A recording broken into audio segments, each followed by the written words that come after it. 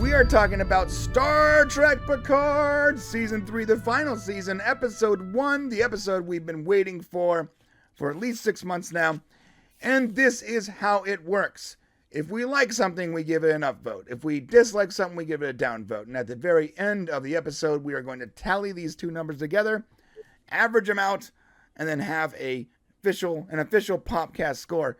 And the great thing about this is throughout the next 10 episodes, because we're going to do this every week, we're going to be able to figure out what our favorite episode is by the end of the series. It's going to be awesome. Well, I already know what my favorite episode is. Well, I mean, you know what your favorite episode is, but but the numbers don't lie. There's two. Oh, I got you. There's like, oh, this is your favorite episode, but then like there's the math that's going to be applied here. Okay, but I would argue that more cool things in an episode doesn't necessarily make it the best episode. All right, so I guess the ups and downs don't matter then, Shane. Well, no, it does. Like for cool, I don't know. It's hard to say. We really need a scale of like a 1 to 10 because we don't have a limit on how many ups or downs you can do. Well, that's why. So the best score we've ever gotten so far was 11, I think, and that was for the very first episode of the last season of the Orville, right? I'll have to be detailed then. Okay. All right. Here we go. Opening up with the new. This is like the way all the new Trek shows open up is with this, logo. It's cool. It is. It's like the best thing about new Trek, by the way, is before Picard season 3 was like the new logo. All right, but it says in the 25th century. Upvote. First upvote right here. Hey, we're not doing a prequel, guys. Yeah. We're not time traveling into 2021. Yes, the best thing about this series is we're not time traveling. We're not going back before Voyager, before TOS, or during the Khan series, or during this like obscure decade of where no stories were produced. No. We're in the 25th century. We are forward in the prime timeline. I don't consider Discovery in the future a timeline. In our timeline, we're moving forward in the 25th century. And I love that they decided to open with this, just to be very clear. It is almost sort of I'm not going to say it's a dig, but it feels like a subtle dig at what has come before. Like, no, just so many things that feel like a subtle dig. And it's using the TNG font. It's using the actual next generation. Yeah. This is the next generation font in the next generation color, and it says very clearly in the 25th century. This is such a strong statement. I don't think people realize how strong of a statement this is. No, I think you're right. I think he's basically saying this is where we need to be. Right. And I love it. I love that it's in the font, by the way. And there's a song playing. It's called "I Don't Want to Set the World on Fire." I don't want to set the world on fire. Yeah, by the Ink Spots. Yeah. Beautiful. I have a belief that I believe what that means is. So if you look at the lyrics of that song, I don't want to set the heart. It says, "I just want to start. I don't want to set the world on fire. I just want to start a flame in your heart." So we haven't confirmed this, but I believe that it probably has something to do with Terry and his team wanting to light the flame of Star Trek in our hearts again with this. I think that would be an appropriate. I feel like you're reaching, but it's beautiful, so I'll allow it. Well, I'll believe what I want to believe, man. That's what it is. Yeah. F you, bro. So there's a little ship out in the void, just sitting there, and a fiery, clearly evil ship is approaching. The good and bad, you can see it, right? That ship is called the Helios, by the way. So yeah, the Helios. It's interesting. Yeah, you literally like you can see the dichotomy here, right? You have like the the angelic blue and the hellfire red. It literally looks like it's on fire. Like it looks like a hell. Like if Dark Side had a ship in DC, that's what it would look like. I love also the way this scene's set up. We'll go back one more. So I love that when this is shot, like you see the ship and the song is kind of fading out, and then all of a sudden this kind of bad thing just rolls into the shot. I thought that was really cool. Yeah. It sweeps in and you're like, oh, okay, well that's what's gonna happen now. Yeah, the noise the Shrike makes in this episode is awesome too. All right, and we're aboard the Elios. What is the Elios? What is it, Shane? What is the Elios? It's a medical ship, It's brother. a medical ship. Look, they got like orchids. Okay, I couldn't figure out anything for the orchids, but as you go through this, I do have some Easter eggs here for us. Okay. Got pearls. I'm not sure what that means. I mean, maybe it's supposed to allude to the fact that it's a lady on the ship, maybe? Yeah, it's clearly it's a lady. You got these laughter and unlaughter. Yeah, I guess it's sadness and laughter. Yeah, it's theater. Comedy. Theater. I can't see what that is. That looks like a distillery. Someone's making some legit moonshine. All right. Yeah, we don't see that, but well, there is something else here that you'll see in a second. So what we have leading out here is this is actually the voice of Captain Picard. It goes back to a log entry he does from the third act of the Best of Both Worlds episode. It's TNG's third season finale. And that's when the Borg begin an invasion of Federation space much sooner than the Federation expected. And he's giving this, he's kind of breaking it down, saying that they're hiding in a dust cloud and the Borg are waiting for him to come out of hiding, which is very interesting to what's actually happening right now. This is so good. Right? Like, this is such extreme foreshadowing. It's so good. It's so good. So, what's interesting is some people are going to go, oh, well, that's because... well, they're just fan servicing that thing. And by the way, I want to say fan service, people have turned that into a bad word. Do you know when you make a TV show, the whole point is fan service. Right. The point of making the show is to service the fans. Okay. So as long as the fan service has a point, then it's good. This has a point because Beverly, as we'll soon learn, is being hunted. And so she's obviously already looking into contacting Captain Picard because she's not exactly sure what the heck to do. Yeah. So she's listening to this log entry. Yeah, it's this really, really good setup here. Man, talk about forethought. All right. It's almost like a fan made this. I wonder. A fan made this. As it should be. So we get a little more panning, a little more... There we go. Stop on that thing right there. That's what I was trying. I was trying to stop on it without getting the copyright claim. Go ahead. So, yeah, good call. So this is a medical away team plaque from Core Corelli 5, which is an Easter egg from season 3, the season 3 TNG episode titled Allegiance. And if you remember that episode, it's where Captain Picard and 3 other people are abducted and imprisoned by an unknown force and replaced by duplicates on their own ships, which interesting. Bro, this is what? That's such a deep cut, like future, like something to think about. This whole setup is so epically done. It's masterful. It's masterful. It's masterfully done. And a lot of people aren't going to realize how masterful this is until they've actually watched the whole series. Yeah. Like, it's crazy, man. Same with the end credits, which we're going to get to. Oh, my God. It's like, all right. Anyways. Remind me to have a comment for the Dork Night when we get off of this thing. I don't want to mention it now, but we'll talk about this afterwards, Danny. Your little comment right now. Okay, let's keep going. All right. I don't know what you're talking about, but okay. You'll see it over. You're distracting me, Shane. You're distracting me. It's my job. Okay, so wait. Go back up. Wait, no. Let's see. Wait, up here? Yeah. Okay, so this is the next one. You got it. You got it right. Oh, I had it right. Yeah. Stop on that little. I knew I was case. Right. Oh wait, stop there. Actually, go back. Hold up. Whatever the case is first. The case is first. Oh, it's before the. Yeah, okay. I can't set it. Okay, so there was a little bit of a misunderstanding between Brian and I here. So if you'll see that case right there, it says Lieutenant Commander Jack R. Crusher. Important thing to note here is that, of course, is the name of Beverly's ex-husband, who is Wesley Crusher's father.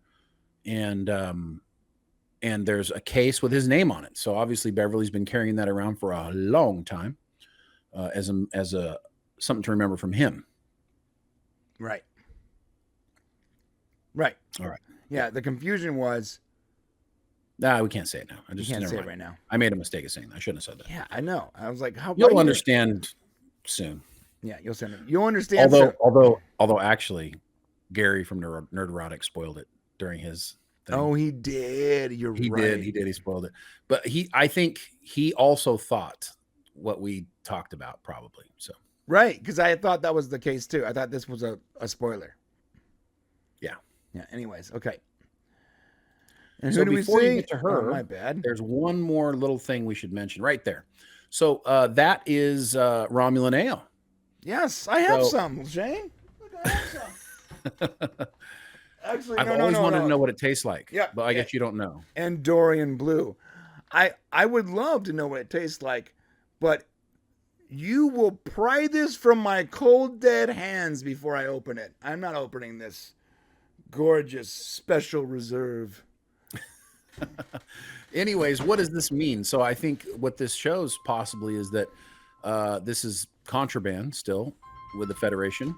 And it's possible that their ship might just be outside of Federation space, or maybe their whole take on things that you shouldn't have is pretty flexible or something like that. So it does tell us that probably the ship is outside of Federation space, most likely. Yeah. Or she just literally likes Romulan ale. Well, it's Contraband though, so it's got to say something about. Just take it out of here. It's really on your ship. My show. Sorry, what was that? It says something about keeping it on your ship and maybe what you think about things, as we'll learn coming up. And we see it's Beverly Crusher. All right, we get to see her. The redheaded Beverly Crusher is now the silver-haired older fox, I guess. I guess he is. Yeah. Silver fox. I mean, she looks attractive. I mean, she's obviously aged, but the way the silver in her hair looks really nice. Yeah. And there's an alarm going off, and somebody is trying to board her ship. Someone is trying to board the ship, Captain. Warp core activated. I'm glad they used the right, and this is my first upvote after the Easter eggs. Actually, I got to upvote the Easter eggs because they're like, oh, me too. Yeah, I totally forgot about that. So I'm not gonna upvote each one, but like they're so well put to set up the series that it's really hard not to upvote them. Yeah. They also used the right computer voice here. I don't think it's the same computer voice, but it sounds so similar. They couldn't get that voice, I don't think. Yeah, it was talked about. Yeah, it was talked about, and someone was like, "Well, you could have." They had a library of the person's voice. I don't know about all that. But I do know that. Well, it also would have cost a lot to digitally put it together. So yeah, or something. Yeah. Right. But the original actress who actually was in TNG as Troy's mother, right? Yeah, and Gene's wife. And Gene's wife, she passed away, so they couldn't get her. So maybe in the future we'll hear her voice again. I'm sure. Majel Barrett. Majel Barrett. That's her name. Is it Barrett or Beret? It's Barrett, bro. It's Barrett, right? Why is it? Why do I always hear Beret? Beret only has one T at the end. I see. All right. Barrett has two. All right. Now, what Crusher does here is really phenomenal. So there's a warning. That ship's on the way. It's coming to give her problems. She locks. I don't know why. 10 seconds. She locks someone in. A person you don't know yet. She closes the door and locks what appears to be a man's voice. Into a compartment of the ship, assumingly to protect him. And she's like, "No, I can help." Yeah. And what we're about to see is not the Beverly Crusher you remember. This is a older, wiser, and more badass Beverly Crusher. Yeah. She gets out her phaser rifle, and you have quick thing here. I saw people complaining about a doctor using a phaser rifle. This is Doctors Without Borders, and I guarantee you this: the doctors and Doctors Without Borders have protection. They're not just out in the middle of the Congo with no ways to protect themselves. Okay, come on, it's such a silly thing to complain about. People may not realize that, but that is true. I mean, we used to when I was in the Navy, we actually used to go on things with doctors who would help people in like the Philippines and different places in the jungle. And yeah, they're all armed. Yeah, one of the most badass people I've ever met in real life was a medic that I was detached with in the military. And I remember doing Bradley training with him, and he shows up, and you would not have guessed this guy was a medic. First off, he's all sleeved up with tattoos. He's dressed in his desert BDUs. He has a custom M16, M4, whatever, and he is just like an absolute nice guy, badass. When I figured out he was a medic, he goes, "Oh well, I mean, I'm here to help people, but I don't want to die." He made it very clear. And I did Bradley training with this guy, and he was like an outstanding soldier. So I don't know. Right. So someone's coming on the ship. Someone did an unauthorized docking. I gotta tell you right now, I would definitely not allow any kind of docking, unauthorized or authorized. And I know this is a sci-fi trope, but I don't understand why anyone can dock to a ship. Well, I mean, if you think about it, you have a docking ring usually. Right. Maybe they should have figured out how to like stop people from docking, but you have to have conflict. You can't make it so that they can protect themselves from all things. I know. This is like my general problem in sci-fi. I feel like someone in the future needs to invent an anti-docking measure. And well, then they'll just tractor beam you. So whatever. I get that. I mean, problem solved. Like literally, just like someone throw up like a lock on the docking mechanism. Right. So unauthorized docking, and these guys, these bird creatures come aboard. Not indicative of anything prior in Star Trek that I could find.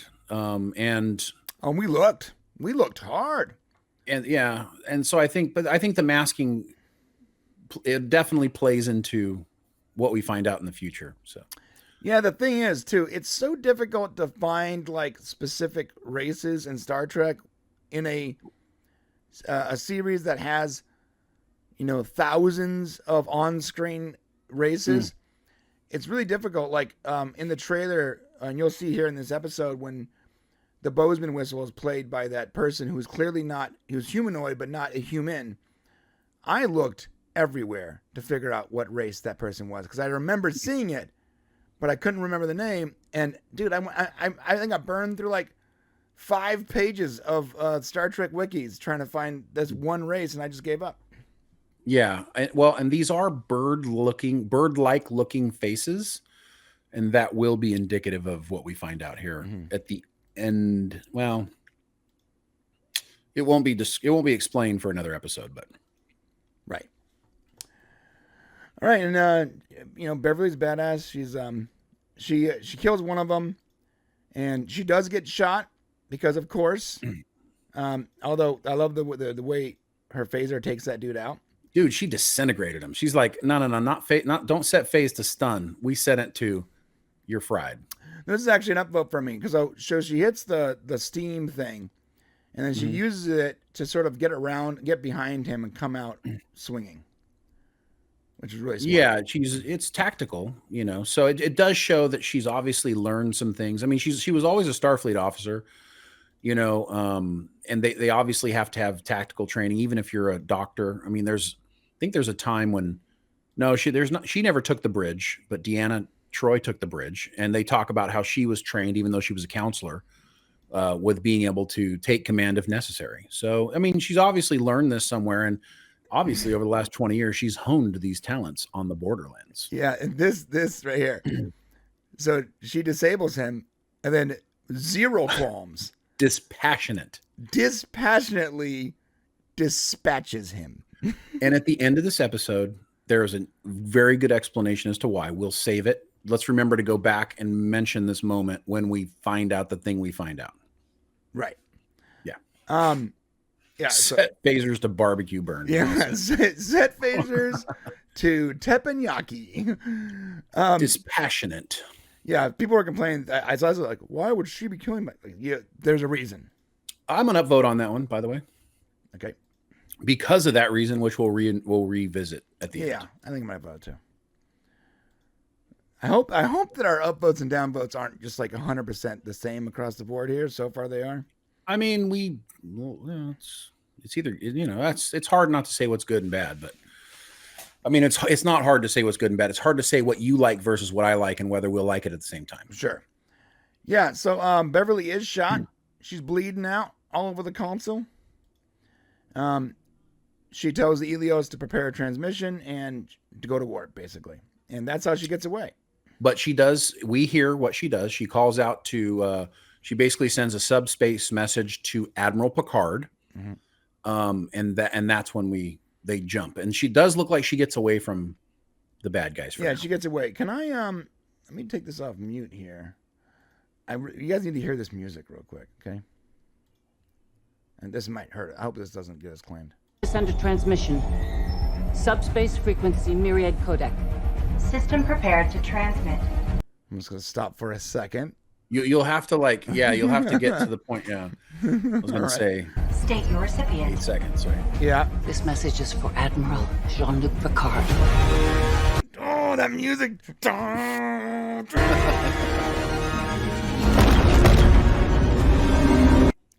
the music is so good. Got to tell you, this is just a whetting of the appetite. What you're seeing with these ships right now, and how well this is done and made. Huge shout out, Dave. I don't know if you're watching this, Dave Blass. You and your production team, dude, you guys killed it this season. Beautiful. Yeah, a lot of these ships look like models, bro. God, we gotta get Dave Blass on the show, man. I don't know how we're gonna do it, but we gotta do it, bro. We'll reach out to him. Yeah.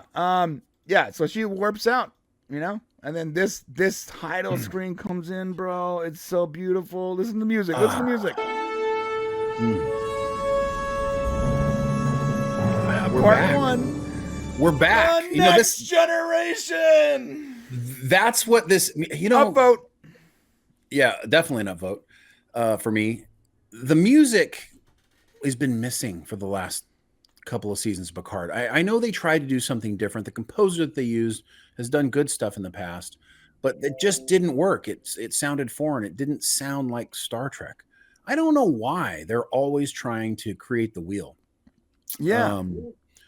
Gary said something he was talking about The Mandalorian, and you've also talked about this, that the music in Star Wars, is not good. Why are they not channeling their inner John Williams when they're creating, when they're making music for these shows? Right.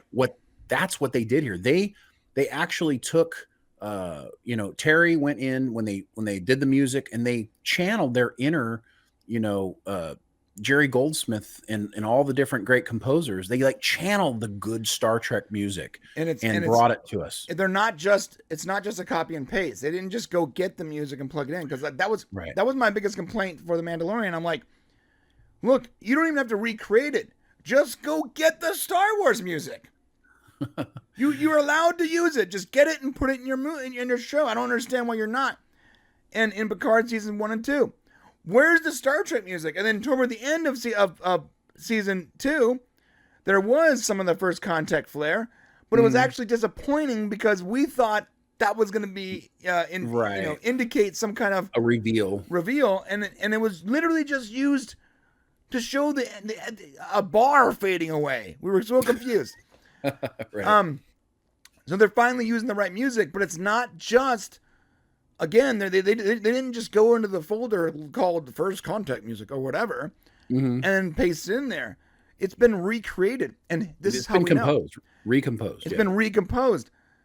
Shane, who has watched First Contact dozens of times, he knows the music well. It's one of our favorite tracks. He was like, "Brian, is that the TNG? Is that the First Contact music at the end?" I'm like, "Yeah, it is." He goes, "Are you sure?" I'm like, "I'm positive," but I went to go back and listen to it, and I'm like, you know what? It is, but it's been elevated, and I'm not sure how you elevate something that was already so damn epic, but it was elevated. And the important thing is there's the familiarity, right? That gives you the feeling of something that you once felt, which is the key to creating these types of feelings and situations. The music is one of the best parts of Picard season 3. I mean, everything's great, but when you add on wait till we get to the end credits. Oh, the end credits are so epic. So yes, music so gorgeous. Again, so we opened up the episode with "In the 25th Century," right? In that blocky Star Trek Next Generation font, right? But there's two. Remember, there's two TNG fonts, and then the second TNG font is this italicized one right here. And so in the very first 6 minutes, he manages to utilize the music of TNG and all the opening credits of TNG. That's very well done. And then just another subtle dig. Ready? Part 1, The Next Generation. Boom. Are you ready? Are you ready to play? I'm ready. Okay. I am ready. All right. And then we're opening. So now we're back at Chateau Picard with a hot older chick, hot Laris. Laris, yeah. I know people don't like this character, but I still think she's fine. Well, she's, here's the thing. She's extraordinarily attractive for an older lady. And that's good because we want Picard to be with hot ladies. If only she was green, though.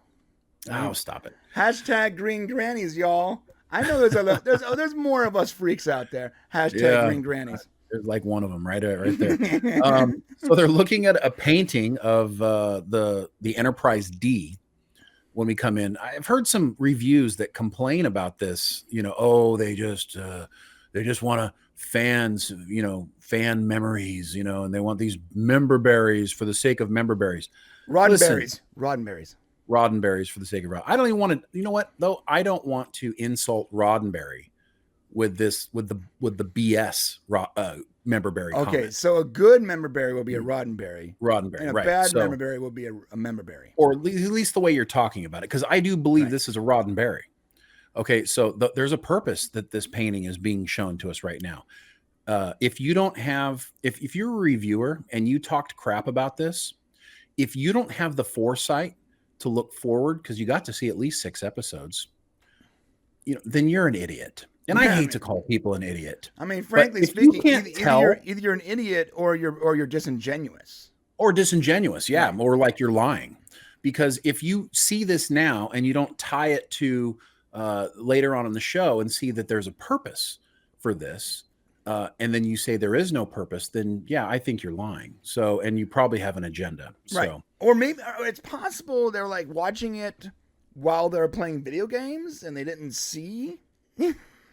I think it's impossible to not see the purpose of this. It's impossible to not know what this. If you've seen it, and maybe they didn't. Maybe they only saw a short bit of it, and they did their review without watching the whole thing. Maybe that's the case. But in that case, then you can't be trusted because you're you're lazy. You're not good at your job. Yeah. Well, yeah. So just to be clear, the very first episode, a lot of what you're seeing in the first episode is a setup. It's not just a setup to set up the story, but it's setting up things throughout the entire season. And I gotta tell you, when the season's done, going back to these moments, and we're gonna have to do that. We're gonna have to come back and show all the intricate connections and setups that happened in this first episode. The reason why a lot of people like this that didn't like Trek before, or didn't like the new Trek before, like Dave, Robert, Gary, us, and many others, is because you're seeing that detailed connection to not only the past, but in the story writing. It's a good story. If this wasn't even Star Trek, the story, the writing is so cleverly done. It's so well put together. And this is right here is the setup for something that's going to happen in 6 episodes. All right. Okay. I wasn't going to go that far, but okay. Sorry. My bad. But yeah, so and that painting was, and as somebody pointed out over here in the chat, that painting was in his ready room on the Enterprise D. Right. And we learned something interesting here. We learned for the first time, we've never really heard this before. We learned that the Enterprise D was Picard's favorite ship. Oh, it better be. We've always kind of assumed that it was, but Right. he's been on other ships. But here he actually says, it wasn't my first, but it was my favorite. Right. Good on you. So he wants to get rid of it and give it to Geordi, because he's going on a trip with Laris. Yes, and we learned that Geordi is running the Fleet Museum. This is where we first learned this. Yes, he's running the Fleet Museum. Now it's funny because Laris tells some guy, the random guy in the background, to go pack it up and send it to Geordi, and she's like, "Don't you dare." I love that. Yeah. See, Picard didn't hear her say it. I love it. And I think that shows a real nice moment here, even though we're never going to see Laris again after this. There's a nice moment here because Laris is obviously cares about Picard deeply, cares about what he cares about. And so this isn't just a throwaway thing that happens. There's something immediate and intense here that matters. And even though this did come from the first 2 seasons of Picard, I think it's the one element that actually kind of makes sense. And it really shows where Picard's priorities lie when we see what's about to happen. Yeah, this entire season there's only 2 2 characters from the previous 2 seasons of Picard in this show. 3. I'm sorry, I guess 3, but 2 that aren't legacy characters. So 2 new characters from the last 2 seasons that are in this show. That's Laris and Raffi. Somehow you end up liking characters that you thoroughly disliked before. And this little interaction made me think like, oh man, Laris was sort of cool. And I'm like, wait, no, I didn't like this character before. Why do I like her now? I didn't dislike her, but I didn't play much dislike. of a part. I thought she was like the whole Romulan spy angle for me for season. Oh, well, yeah, so dumb. I didn't see her as Laris though. I saw that character as a bastardization because they had to somehow put her into the season because they paid her. Oh, that's right. And they reused her. So they made her. Yeah, they made her one of the travelers. Yeah, that was stupid. Yeah, thanks for ruining the whole traveler thing. Thanks for ruining one of the biggest mysteries of all time for 70 years of Star Trek Picard season 2. You ruined. It was one of the biggest mysteries we've been. Trekkies have been discussing this topic for like 50 years. Yeah. And it's Wesley Crusher. Great. And at the end of it's so disrespectful. And you made it Wesley Crusher. It's like, how can we not only ruin it for him, but then stick the knife in and move it around a little bit? Oh, I know. Bring in Will Wheaton. What's sad is I don't, you say that, right? But that's not what they did. Like, this is the crappy thing about it. We all think that they went, oh, this is how we can cut, stab fans right in the back. That's not what they're trying to do. They actually sit around and go, wow, this would be really cool. Won't the fans love this? Yeah. I mean, that's like the blindness that fans love Wesley Crusher. They're like, oh, the fans are going to love that we took the Traveler and we made them, this species that we didn't know what they were from the original series. Oh my God, they're going to love that. Guess what? We didn't love it. We hated it. And the reason why is because you didn't have anybody in the room that knew what we liked. Yeah, so, yeah. It's like you Googled top 10 episodes of the Star Trek: The Next Generation, and then you went I would not be surprised if they used one of the top 10 Star Trek episodes off YouTube to sort of figure out what fans wanted for a show. Right, and shame on Akiva Goldsman. I mean, Akiva, dude. You are a TOS fan. Akiva Goldsman is a Star Trek fan. Mm-hmm. The problem is he just, even though he loves Star Trek, sometimes when you have somebody make Star Trek who loves it a lot, they want to make it like they like it. Yeah, they want to make it like theirs. Like, oh, I really like this character. Yeah, which is what Brian Fuller did with Discovery. Like, I'm going to make it like I like Star Trek. But you're fooled because the reason you like Star Trek was because the guy who made it told you what to believe and made you like it. You bastardizing it and making it what you want it makes it something other than Star Trek. And you got to stick to the lines, Yeah. And the writing has to be good. And frankly speaking, telling the story of the Travelers is fine if the writing was good, but I feel like the Wesley Crusher connection is just lazy. It's not even interesting. Well, he probably thought it would be cool. And, you were just wrong about it. And I mean, Patrick Stewart is just as responsible for the failure of seasons 1 and 2 as the writers and anybody else. I mean, he hamstrung them into doing the series as essentially an 80-year-old Patrick Stewart and not Jean-Luc Picard. Well, You know, I mean, that's who we saw the first. You think we saw Jean-Luc Picard the first 2 seasons? no, We didn't. it was Patrick Stewart. It was Patrick Stewart. In Picard's costume. Right. It was But- Terry Matalas who convinced him. To be Picard, right? be And in this Picard season, though, we get Picard. It's 100% Picard. Right. And then It's now an older this season, Picard, but Picard's it's back. Picard. Right? Yes. Yeah, he's old, and you know, the dude's in his 80s. If I'm doing this in my 80s, I mean, shout out. You know what I'm saying? Yeah. If we're still live streaming in our 80s, and I still see like Yorkshire Geek and Archmage Frey in the chat, well, I think we're making some mistakes, boys. Well, if I can get from the bed to the toilet when I'm by his age, then we're winning. That's So, true. That's true. All right. So really cool moments here. he's taken off basically to be with Laris on Romulus. Well, it's not Romulus. It is the Romulan Empire, but they're actually going to. Oh, I lost my thing here. He's going to Chaltok 4 is where they're going, and she's going to be running security while he's going to be writing his memoirs. I see. Yeah, that the sounds like he's doing it for her, right? Well, yeah, he is. I mean, it's obvious that, you know, he's talked himself into the fact that, you know, because he says here, I don't need a legacy. But at the same time, he's looking at, it's funny, on his desk is like a model of the Enterprise D. Right. Right. And then there's also a magnifying glass. You know, I don't know if you want to go back and show it, but there's a magnifying glass he's turning over in his hand. And obviously, Iconian archaeology, right? So he would be using a mic, you know, and then also he picks up the Resican flute from the Inner Light. He does. I mean, it's like, okay, you can call this like fan service if you want, and like pointless member berries, not Roddenberries. But here's what I'll tell you: shut the hell up. I want those things. Yeah, here's the deal. Like, I want them on my desk. Okay, right. If you're a fan of like the podcast, like, is our Stargate book a member berry? Is my Nerdrotic mug a member berry? You know, is my Terry Trek hat back here? Is that a member berry? Right?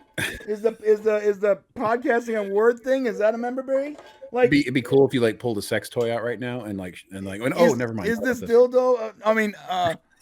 Here's the deal. It's like those aren't member berries. Like, people that have a desk, they usually keep the things that remind them of either things they loved or past wins or even past losses sometimes on their desk. That's the most important thing. things in their life are on their desk. And the Resican flute is so important. He spent an entire lifetime. He spent a lifetime. This man has lived 2 lifetimes. And one of those lifetimes was that flute. Yeah. Imagine spending 70 years in one life. And then when you die, snapping back into a whole nother life and being like, oh, that's right. That wasn't my life. I mean, bro, crazy. The Inner Light it's got to be one of the greatest episodes of television ever made. And, I think so. And if you don't have the flute on your desk, then the criticism should be, why not? Sorry. Okay. So yeah. So that's the whole point. So you get a little bit of some of the Roddenberries there. There's a storm over Chateau Picard, which I thought was interesting that they chose to do a storm over Chateau Picard. You see some lightning in the distance and some thunder because it foreshadows what's about to happen. What's about to come. Do it in the trailer voice. It foreshadows what's about to come.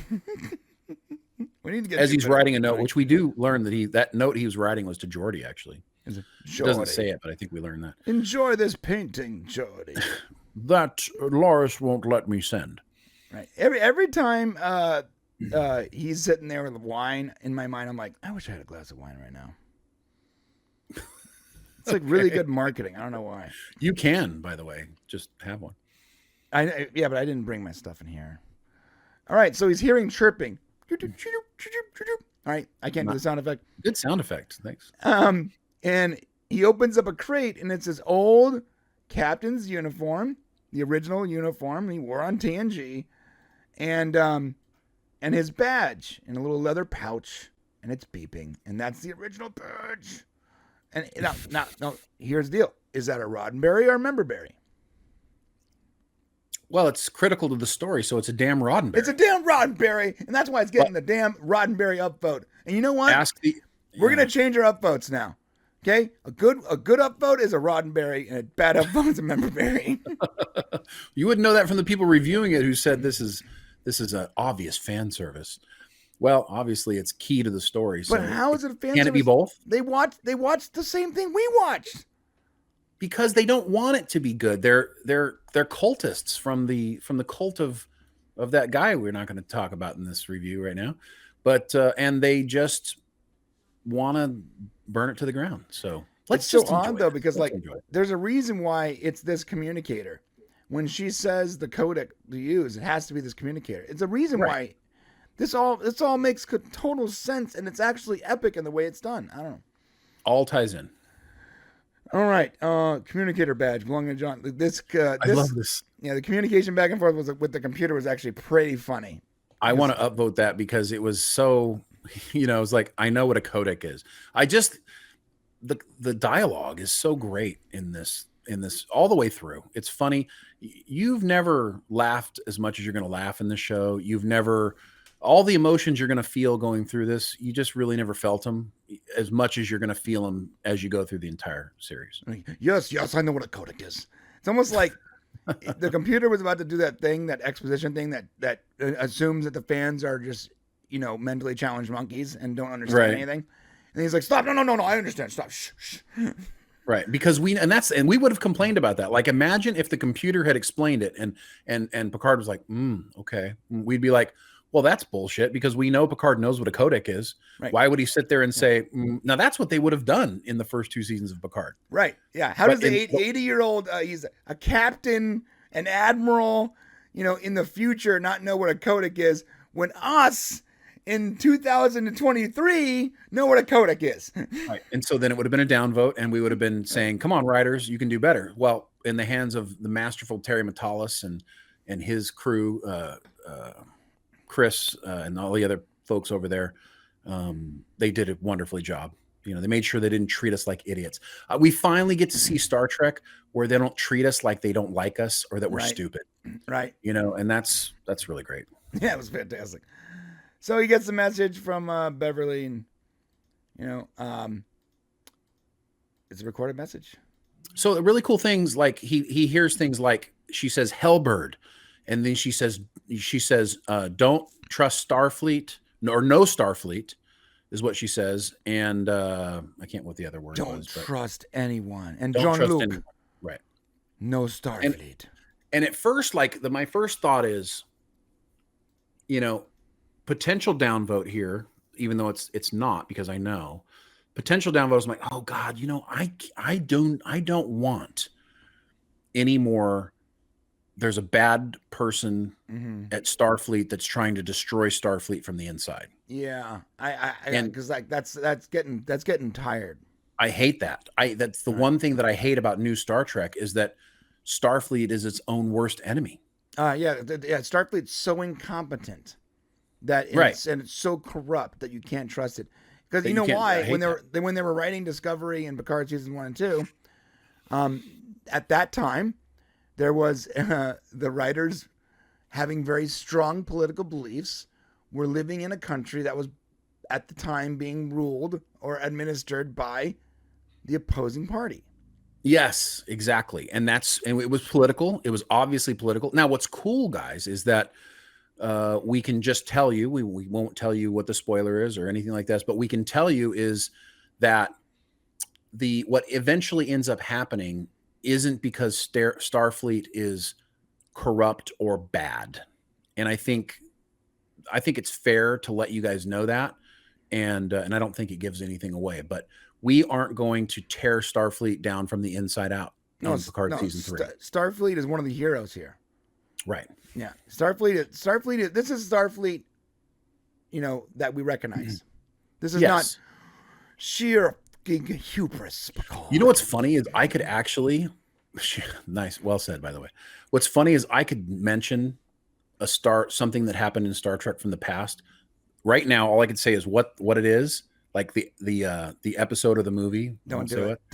And if I said it, it would completely give away the rest of the series. Right. Yeah, I know. I know. Isn't that funny that guys, there is, I'm not going to say what it is.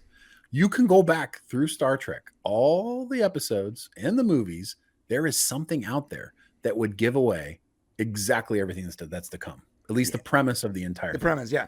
And you know what's wild is there was a trailer, and I think I can say this, right? The trailer. I don't know. That Terry. Because what I said was really dangerous. So yeah.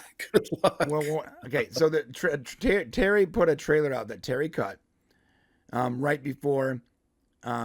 It's on Paramount Plus. You can go watch it, and it's like sort of. It was like last week, sort of like getting prepared to watch this season of Picard. Right. And there's so many clips in there. And but it only makes sense if you've seen the whole thing. Right. The clips just look like random clips. But once you've seen the entire thing, you go back and watch that, and you're like, oh my God. Same thing with the credits. Yeah, same thing with the credits. Yeah. It's brilliant. Yeah. You're going to appreciate this show so much more after it's over. Yeah. Like after it's over, you're going to appreciate it way more than you will as you're going through it. He hid so much in plain sight. Yeah. Yeah. It's cool. It's pretty good. All right. So he's talking to Laris, and I like to call this the breakup scene. This is the breakup scene because she's like, no, you clearly have to go after her, you idiot. He's like, yeah, so she gives him, she tells him. Maybe I'll let her figure out her own problems. She says, no. No. So obviously she called you, she needs you. He's like trying to downplay it. He's like, well, I'll only be gone for a couple of days. And she's like, well, maybe it'll take a little longer than that. Right. Imagine though if I got a call from like my ex-girlfriend. I'm like, honey, ex-girlfriend called. Yeah, there was a little bit of that jealousy in here too. You saw that, right? My wife would not be like like she's like her. It's not paranoia. Her fear is genuine. You have to go help her. My wife would be like, screw that chick. She's better figure out her own problems. Right. But there's a moment where she's like, didn't you guys like once have like a relationship or a love affair or something? Years like, ago, Laris. Oh yes. Yes. And Earl Grey hot. But you can tell that she lets him go. And then when he says, it'll be a couple of days, she says, maybe it'll be a little longer. The look on her face, I don't know if you can pause it on here, but is of resignation. Mm-hmm. She is resigned to the fact that the relationship has just ended. Right. No, yeah. This actress, it's weird. The actors and actresses that I so heavily criticized in the first and second season of Picard, seeing these actors play the same roles, but now with good writing is sort of wild. Yeah. And you'll see that with Michelle Hurd, like, man, so she's actually a good actress. And like, so that means that she was given really poor dialogue and probably poor direction in the first and second seasons. Because she overplayed that stuff so crazily, right? Right. But she doesn't do it here. Yeah. She's much more capable in this season. Yeah, it's wild. And same with Laris. Like, I didn't really have very much of an opinion about her per se, but she was just didn't need to be there. But like this scene, she needs to be there. She is the one who's like expressing to Picard how important it is that he and she's not even She's completely giving a buy-off, but also sort of accepting the fact that this is the last time we see Laris. And that's true. It is, as far as I know, right? Yeah.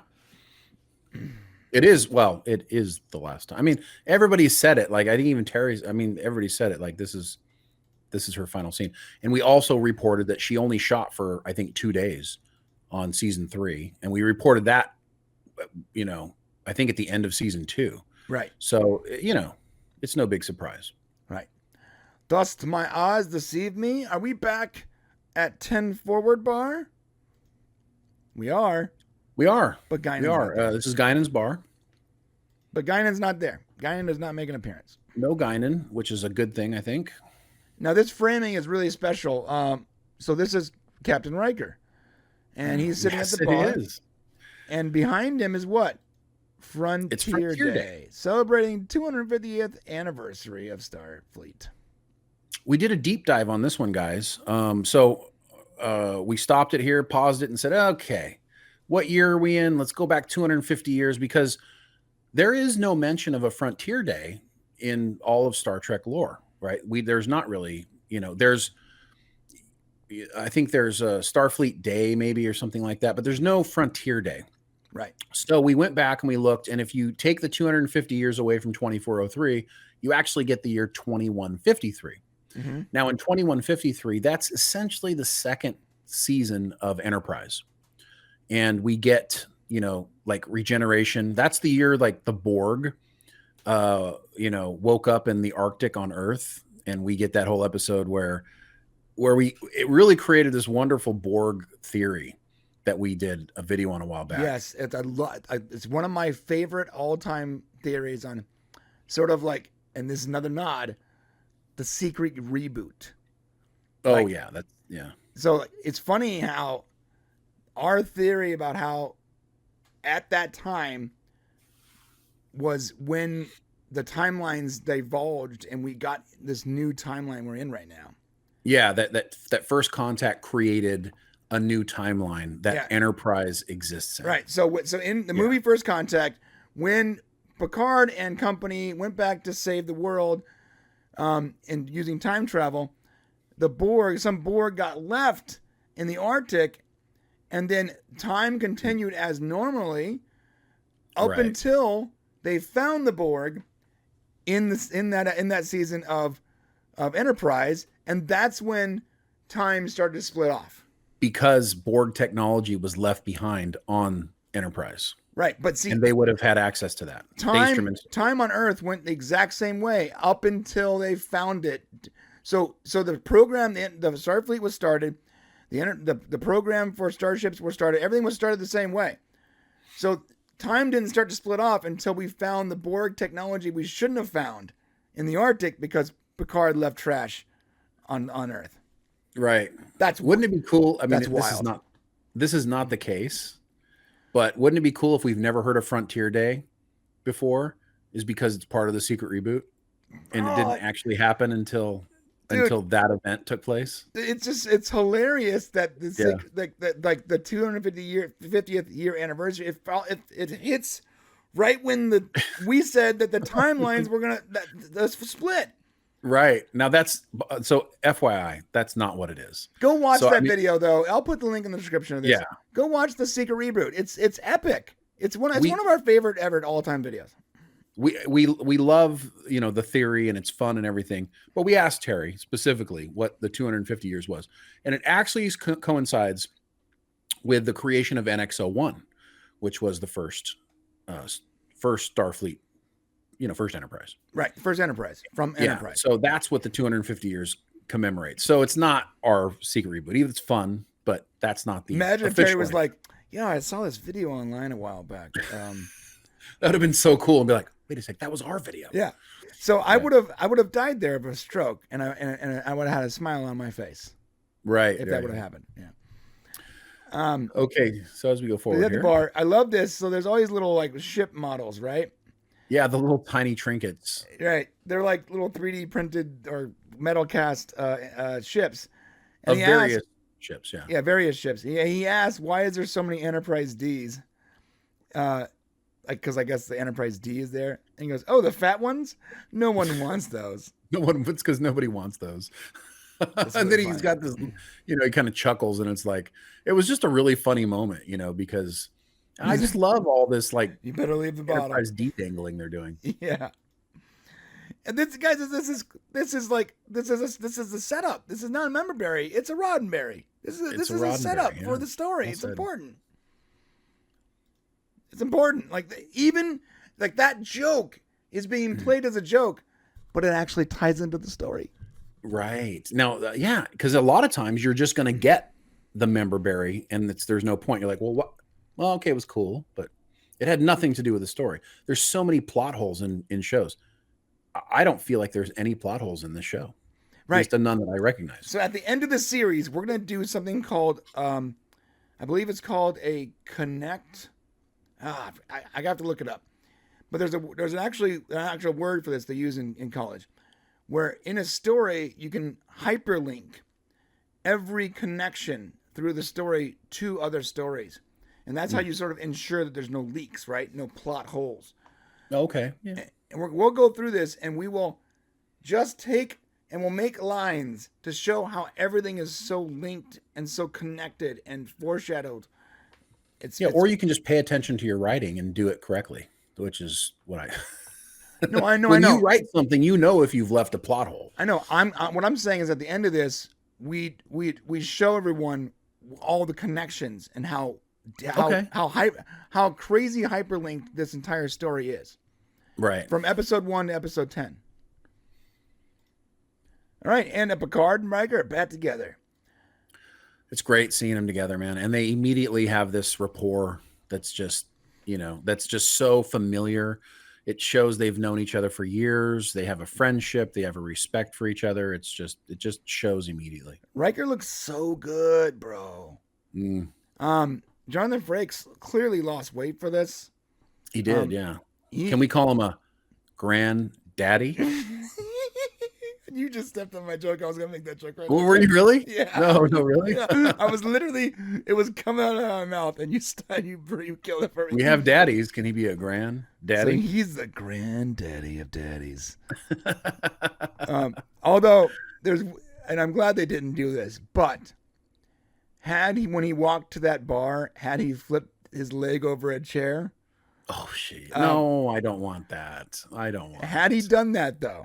No. Had he done that, I would have been too much. I would have passed out from all the blood that would have rushed to my nethers. It would have been too much. It would have been too much. Of course, a man in his 70s or 60s or whatever, not going to do that. So his family is back on Rigel 5. And Picard's like, "Hey, sorry to take away from your family." And we do get something here. Shane, you want to explain this? We learned that he's estranged from his family, from his wife, from Deanna, from Troy, and his daughter. It's already been given away, and we know about it. And it does come into the reason for this is, since it's already been given away, is that he lost his son, and he's struggling to deal with that. So we're going to learn more about that. But it's been said on so many shows so far. I don't think we're doing any damage by also adding to that. Right. Yeah, he lost his son. So what we did say, someone was like, "Do you need to watch Picard seasons 1 and 2 to enjoy this season?" No, but there are 2 things you need to know. What are those 2 things, Shane? Well, you need to know that Riker lost a son, and you need to know that Raffi was a drug addict at one point. Right. That's it. I think that's it. Yeah. Yeah. And I don't. Oh, and you kind of need to know that 7 of 9 got a Starfleet field commission at the end of season 2. I don't think you need to know that, actually. Well, you kind of wonder how she. I mean, they do kind of tell you, but like she's all of a sudden boom in Starfleet. So you're like, whoa, wait, what? You know, they don't go out of their way to explain that. I mean, they do explain it. They do explain it, yeah. But it takes some time, and so for a while, you'd be just like, what is she doing here? Yeah. So knowing that she got a field commission, knowing that Raffi dealt with addiction issues, and that Riker lost his son, like those 3 things is pretty much all you need to know. And I would even argue that, like, yes, you need to know Raffi had addiction issues, but I feel like they also spell it out pretty clearly in the season. They do, but they don't give it context. I mean, they don't give it context, though. They do give it context. You're right. They didn't have to. You're right. You don't have to. Yeah, you don't need to know, because there's that moment. They give her a backstory in the show. There's actually a clear moment. Yeah. All right. You're right. So, although that scene that we're talking about does play back to season 1 when she goes to visit her son, remember? Oh, yeah. It does play into that. You know, it does play into that storyline from that point. So knowing that she was an addict and estranged is, I guess, sort of important. Yeah, an addict, and she was estranged from her child. Yeah, for me, and her grandchild. I didn't really care. I actually, and we can't talk about this now, but I loved the decision she made there, because that is not the decision that New Trek would have made, but it is the decision Legacy Trek would have made. Yes, when we get there, let's really highlight that moment to show a real difference in the 2. That really does give a good delineation of classic Star Trek decisions and like the new Star. Good point, Brian. Great catch. All right. So he's like, listen, Picard's like, listen, Riker, here's the story, and he basically breaks down the message from Beverly, and he says, but this word, Hellbird.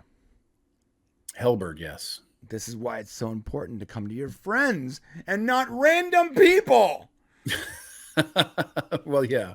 Finally, you came to your friends that you've known and worked with and fought alongside for 30 years, and not some random person that you knew at the academy for a day or two. Because when he does say Hellbird, guess what? Guess who knows what that is, Shane? Yep, Riker knows what that is. Riker knows. Because they came up with it when he was Locutus. You know, they don't explain it as plainly as we understand it. So the way he explains it here is that there was a computer virus on the Enterprise while Picard was Locutus. And they have this moment where he's like, oh, Locutus, right? He actually tells him, he doesn't tell him you're Locutus when you were incapacitated, right? So then he's, oh, Locutus. And then he said basically the virus that was in their system added three to every navigational digit. What you have to infer from this is that they came up with the code Hellbird so that Locutus wouldn't be able to know what they were doing. But I don't think they explain that very clearly here. Yeah. Well, so I would actually give that a down vote. I thought it was like a really cool explanation. And I think that if they would have said, well, if they would have addressed the fact that, well, we weren't going to let you get access to our, if they would have directly addressed the fact that they were hiding it from Locutus without kind of just dancing around it gently, I would have preferred that. But I understand why maybe they just don't have a lot of time. And so they tried to make it understandable. Right. That, listen, I don't have a lot of downvotes to this show because I love it. But we're going to be honest. And when something doesn't work exactly, we're going to appropriately vote on it. So. Yeah, you know what's funny is I would also join you in the downvote, except for I want to upvote the fact that Beverly Crusher gave him that information knowing that he would go, or hopefully that he would go to one of his.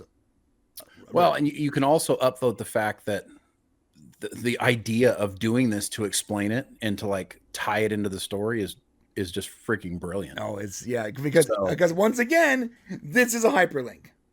Right. And this is my problem with the upvotes and downvotes of the show. I can literally upvote almost every scene. Like we haven't been doing it because it just seems wrong, but like literally every time something cool happens, we could just upvote it. It's going to end up with like a score 20 or something. It's just crazy. Well, I mean, that's what it is. We also saw the entire season, which means that the upvotes are. That's a good point. It's hard. So it's hard. Like there might be moments we would have downvoted, but knowing the connective tissue makes it like, well, we're not going to downvote that. It's brilliant. Yeah, that's true. You know what I mean? That makes it hard to do upvotes, downvotes. Why the hell are we doing upvotes, downvotes? Well, okay, I got it.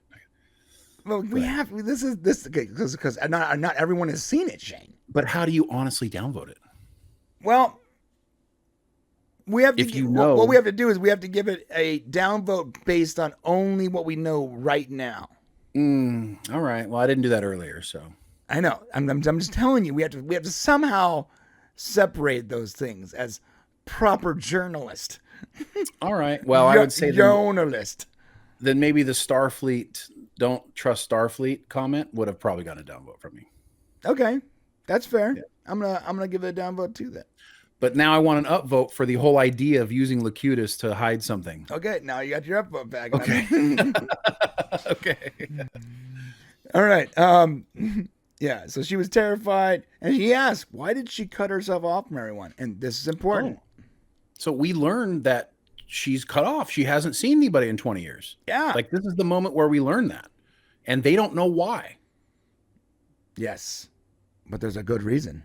Well, yeah, there is, but I mean, the fact that nobody knows is we learn this at this point. Now, would we have downvoted that? Why would she have just gone for that? No, I don't think we would have. No, because we don't know the answer yet. Right. We would have been like, if the answer's bad, I'm going to retroactively downvote that. If the answer's bad, this is going to get a downvote later. Right. That's what we would have said. Right. So we need to find a ship, and we can't charter one. This is great. Aren't we a little overdue for an adventure? And so Riker has an idea on how they can get a ship. And he's like, I got a ship. Now there's a scene that when you go forward, you kind of missed, but they're being eavesdropped on. Right here it is, right here. There's a He's guy listening to them. I don't know how the hell he heard all that or how he knows, but somehow he knows enough at least to follow them, I guess. Dun dun dun, and he drops the fat Enterprise D into a glass of something. I think that was probably a little bit unnecessarily over the top, but it's not bad enough to downvote. It's a little bit mustache twirly. Yeah, or it's a hyperlink. Or it's a hyperlink. I don't know. I mean, it is obviously foreshadowing. Yeah, it's clearly foreshadowing. Jesus. But I'm just saying, I don't know if it was necessary. It wasn't necessary, but it was fun to watch.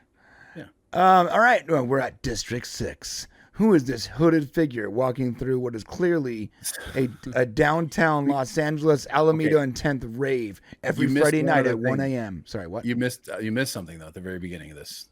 Oh, yeah, this is great. Yeah, actually, I can't. My camera. It's behind it. Can you disappear yourself for a second? Let me disappear myself real quick. So you guys can see it. Oh, my gosh, that's Metalis Prime. So they came up with this. So this is not Terry Metalis being vain. This was not his idea. But, well, yeah. So, yeah, you're right. It wasn't his idea as far as creating it. It was given to him actually way back on Enterprise. They named a planet after him way back on Enterprise. Right. Again, this is not him in the writing room being like, let's call that planet Metalis Prime. This was set up 20 years ago. I mean, they chose that planet for this show, right? Because it's funny, but like this planet was around 20 years ago, though. Yes, so there was a Metalis. There was a planet called Metalis Prime, and it was back from Enterprise. Let's see, it was. How did I end up way the heck up there? Let me go back down here again. While he's looking that up, it's because Terry Metalis worked on Enterprise. Right, but I want to give you the story behind it. So it was actually, it's the planet where Dr. Phlox was once nearly overwhelmed by 50 patients in a refugee camp during Enterprise. And I guess, hey, when you're working on a series, why not name a planet after some of the people working there, right? Yeah, I mean, why not? So anyway, so they chose that planet, which is a nice nod to, listen, the guy gave his blood, sweat, and tears. I think we can get behind having a planet named after him. I don't know, but why is this even a complaint? I didn't say it was, and I'm not sure necessarily anybody did.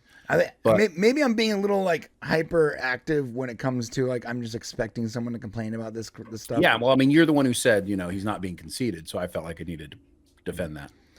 So she's on Metalis Prime, or it. We don't know what it is yet. It could be anything. It's a hooded figure walking through a downtown Los Angeles rave at 4 a.m. But now, we do know. Go ahead. This is a downvote for me. Okay. Because I hate like the sci-fi trope with the back water planet and the rave, the nonstop rave. I hate it so much. But that's sort of a downvote for all sci-fi for me.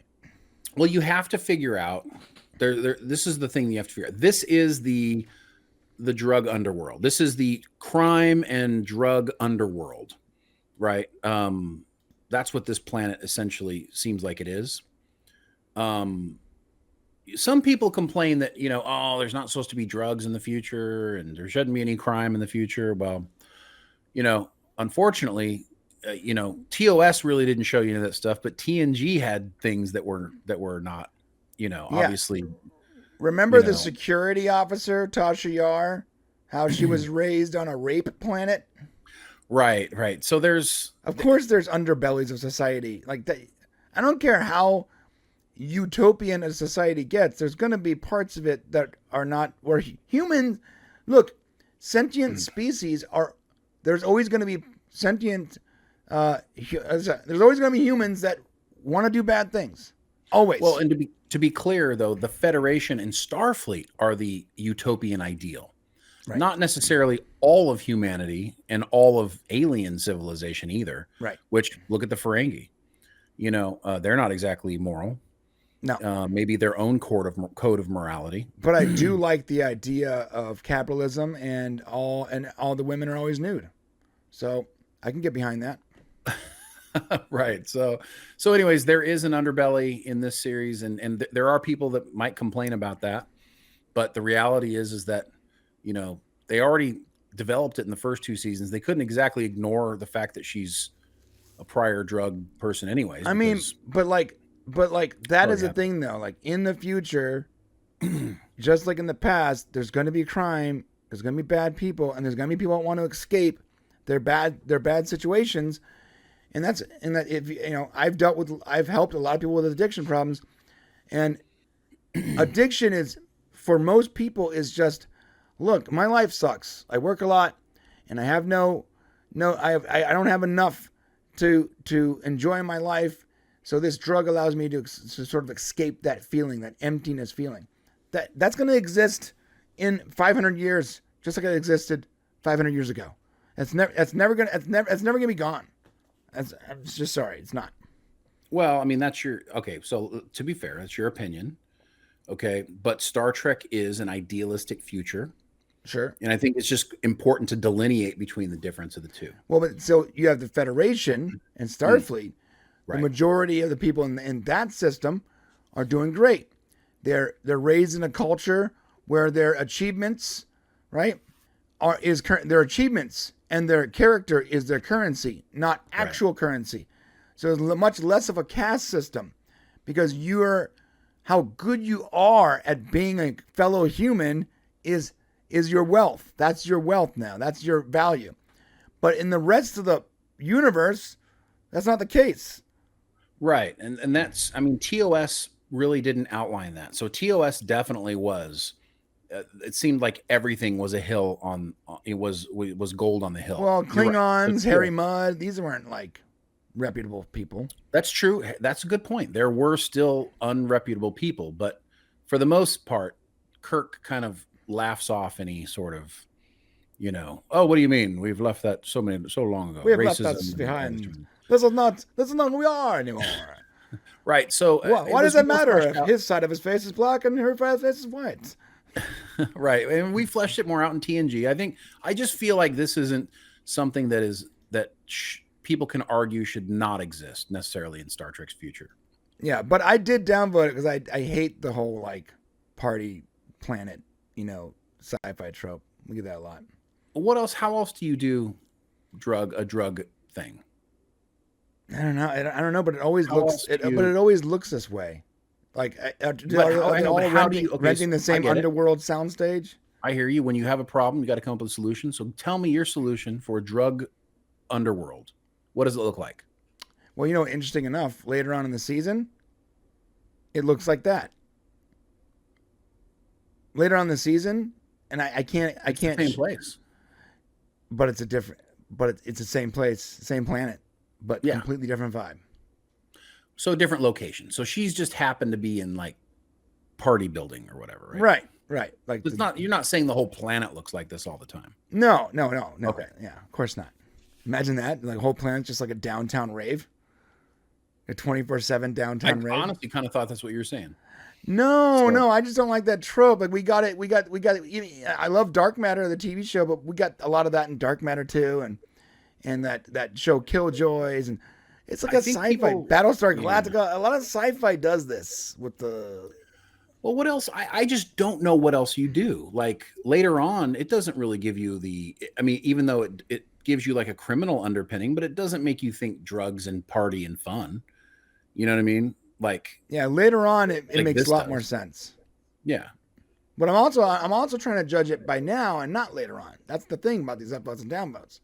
I'm not trying to read too much into it. We spent way too much talking about this party planet idea. It was just a simple downvote, Shane. Okay. No, I wanted to clarify it. I wanted to know, you know what I'm saying? I mean, we see something, we disagree a little bit. So I think when we disagree, we should probably hash it out. Yeah, I agree. So here's the other thing is something you're going to deal with in this show that you may not, that some people aren't going to like. And there's cussing in this show. And it's not like excessive though. it's not excessive, but it is. And there's a couple times when it was not planned, like it wasn't written in that way. It was like just an actor. It was ad-libbed. Dropping an F-bomb. Right. But the question that is going to come around is, should there be cussing in Star Trek or should there not? Have we evolved past the point of using crude language to describe things, or is it? And I think you can look at it any way you want. It adds a little more reality, or it doesn't fit in with the Star Trek that, I mean, listen, there was no cussing on network television in the 90s, in the 60s, there was none of that was going to happen, yo. Right. Here's the question. If it was allowed, would they have done it? If you could have had cussing or that sort of language, or like modern day language, right? Right. Nowadays, your TV shows have loosened some of these restrictions, and especially with streaming now. So I guess you have to look at it in that vein. Personally, me, I don't need cussing. I don't need it. Yeah. It's not something that I need. And it does. The fact that they used it doesn't take me away from Star Trek here, but at the same time, I don't need it necessarily either. So right, I don't need it too, because I don't want to have to like worry about watching this in front of my kids, or like, what I mean, like, and I don't want them to hear language that they're going to repeat. Yeah, so I mean, I would prefer there not to be cussing in Star Trek.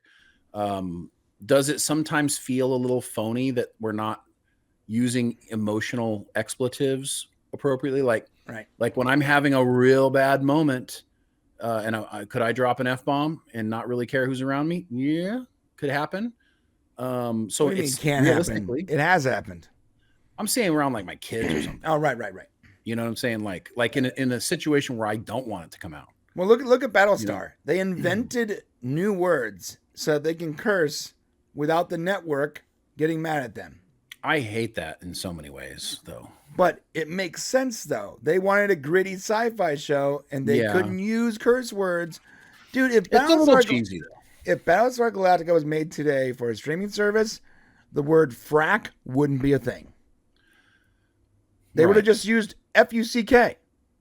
Right, that's true. So I guess that's the way to look at it. Would I prefer to be able to watch this show with my kids and not be like, I mean, it's already happening today where I'm watching shows and I'm allowing more cuss words than I used to because they just all seem to have it, So, I mean, I would prefer overall if we just stopped using so much colorful language in our family-friendly content. But to be clear, it's not. I don't think it's excessively used in this show. No, and the reason why I brought it up is because she uses the word shit here. So that's it. So she says the word shit, not a big bad word, really. Yeah. Are you shitting me? She used the word shit. Are you shitting me? You're shitting me. I think she said shit. Okay, so she does say shit here. Obviously, we don't care on our stream what the family friendly is. When I clip this, there's gonna be a bunch of bleeps. All right. So she's going to an Orion. I think it's an Orion, right? It is an Orion. Yes. Yeah, I love drug dealer. I love the Orions. Slave trading. The Orions are like just the dirge underbelly of Trek. No matter what Trek show you're watching, like the Orions are just bad. They're like the Russians. Well, that's messed up. Well, no, I'm not talking about Russians, the people, or I'm talking about like all classic Bond villains and the classic storytelling. The Russians were always the bad guys. The Klingons were actually the Russians. Really? They were. Yeah. That makes a lot more sense. Yeah, they turned more into the Chang dynasty of Asia. Right. When the Klingons, in TNG, the movies. That was funny because it wasn't China more of a threat by the time we got to TNG. Not really. They weren't a threat yet. No, they weren't. Well, no, not until now. Not until the 2000s. Okay, so she's trying to get dough, and what she tells this. Go ahead. They want a cursing poll. Just a heads up. Oh, okay, sure, yeah. It's a good idea, actually. It's a great idea. Thanks, guys. Yeah. See, in our live so while stream, you're putting it up, I'll explain Rafi. Go. So Rafi looks like she's strung out, and she's come to her drug dealer to get drugs. She does a really good job of playing that, and that's probably because her character is familiar with it. As we'll come to learn in this situation, she's there really to get information, and she's actually a part of Starfleet intelligence. and she's there undercover. But the very real struggle of these drugs is impacting her character, and she's having a hard time having to resist not using again. But she does get some really key information here that's important. He does sell her information that says something is going down with the Red Lady. And that's all we really get from this scene. And we'll talk about that. You know, we do get a conclusion to it, but we'll talk about that as we go forward. Yeah. Man, 20% of the people have not liked this stream, but yet they're still here. That's cool. All right, here we go. I put a third option there. So yes, no, sure, but not Star Trek. Okay. Right? Because I don't know what that means. So when they curse in Game of Thrones, I'm like, yeah, okay. But it's not family-friendly content. That's a great question. You know what I mean? Like, Game of Thrones is not meant to be watched with your children. Is Star Trek meant to be watched with your kids? I sure damn hope so.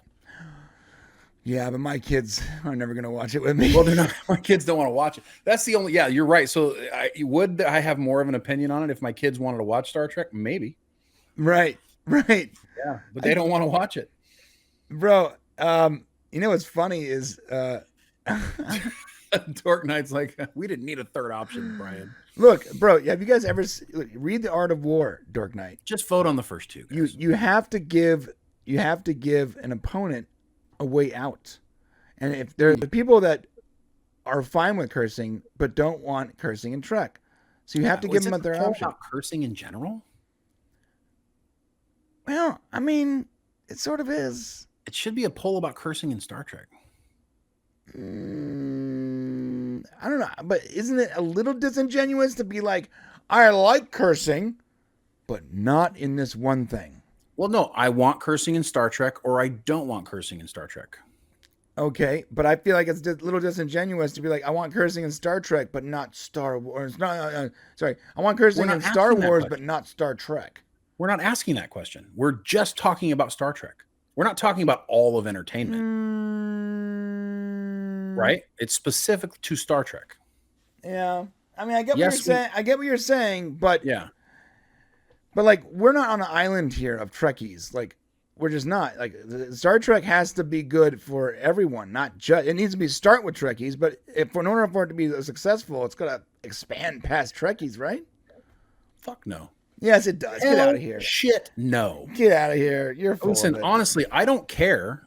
Listen, I'll be honest. I don't care. Star Trek to me does not apply to everybody. It should only apply to Trekkies. I don't want it to be. This is the problem with new Star Trek. Well, no, it needs to start with Trekkies. Appeal to everyone. Like what Chris Pine says, start with Trekkies. Like make a good show for Star Trek fans. But if the writing's good, you're gonna get more fans. Maybe, but if you don't, that's okay. Like if your goal is I guess to it's okay. Entire planet to watch Star Trek, then go make Star Wars. Well, yeah, they tried that. Star Wars didn't work out. What I'm trying to say is go make something generic for everybody. Star Trek specific to an audience, an intelligent and I agree, audience who likes the idea of science being used in a hopeful future where humanity it's specific. And I don't care if other people need to like it. Listen, Paramount, I'm so sorry. I am so sorry that not everybody on the planet likes Star Trek. But you know what? You got a core, strong audience that will pay you money for good Star Trek. That's true. Go make your Tulsa Kings and all of your Yellowstones. And listen, the whole world can love that stuff. You don't have to make Star Trek work for everyone. That's true. So don't do that. But I would argue that if the writing is good, you will pick up new fans regardless. Yeah. I mean, you're going to pick up sci-fi fans and stuff, but stay true to Star Trek and just make good Star Trek. Right. Listen. Yeah. So you're right. No, it needs to start with Star Trek fans. But what I'm saying is the writing, it can't. If the show is good, then you will get more fans. Yeah, of course, because there are millions of Star Trek fans on the planet. Right. There were in the 60s, 70s, 80s, millions, because it was good. There are dozens. You know what I'm saying? Because it was good, man. Right. It was good. Make it good again. They'll come back. Yeah, But so when they just made Star Trek movies for Star Trek people, the movies bombed. Well, they spent too much money. Because they spent a ton of money and the writing wasn't very good. Yeah.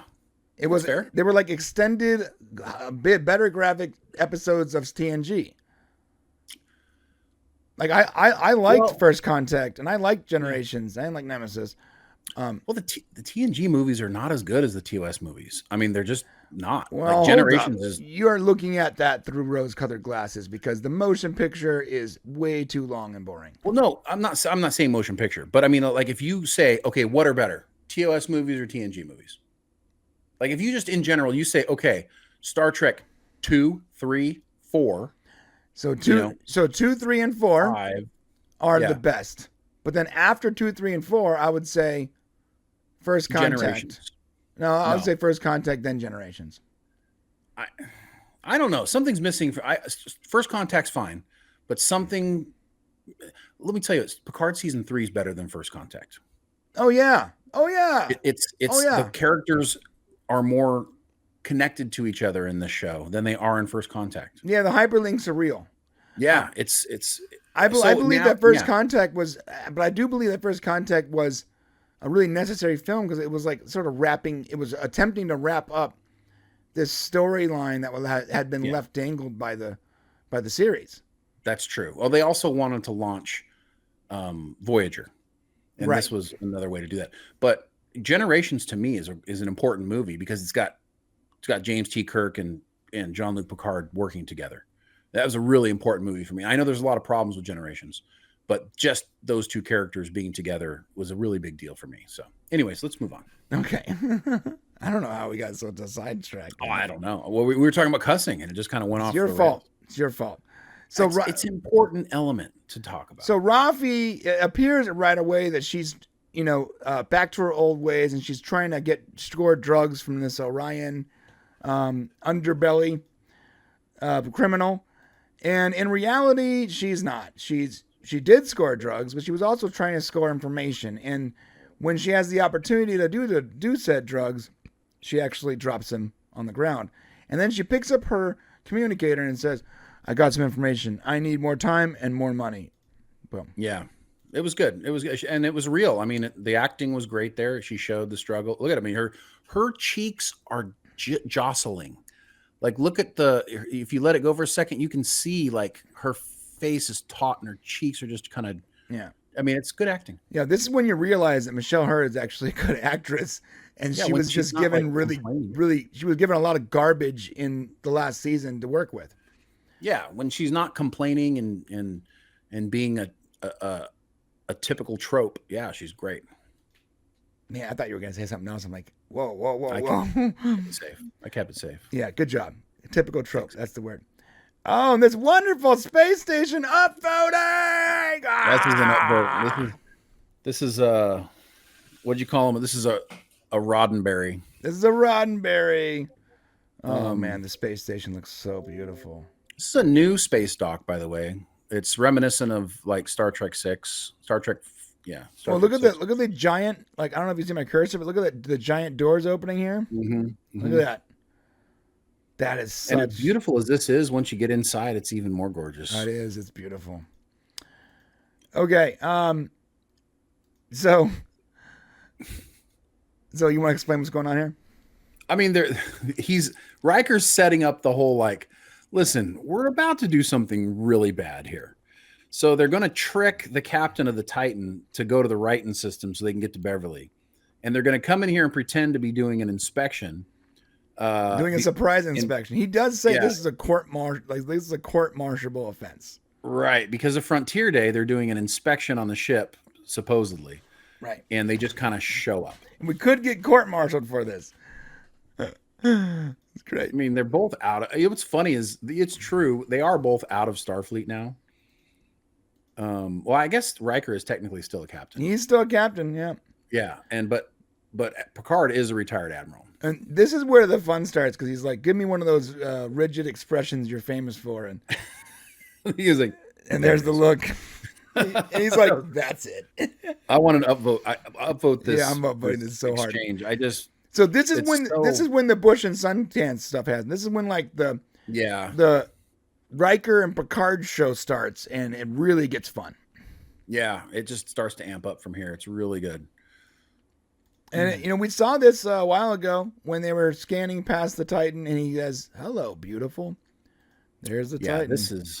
This is gorgeous, guys. Listen, I can't tell you what this does to my heart. I love this so much. This is TOS movie era starship here. The Neo Constitution class Titan with a saucer, with a round saucer, and that classic TOS Star Trek look and feel for the ship. Brian, what do you think about this?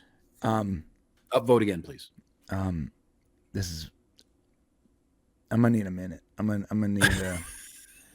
This is how I feel about it. If we weren't on stream right now, I'd have my pants off. All right. Well, at least you're honest about it. You know what's funny is I can't wait to watch what our friends at the Trek Yards when they do like the after show talking about the ships. Mm-hmm. So at this moment, I'm assuming both those guys are going to be orgasmic.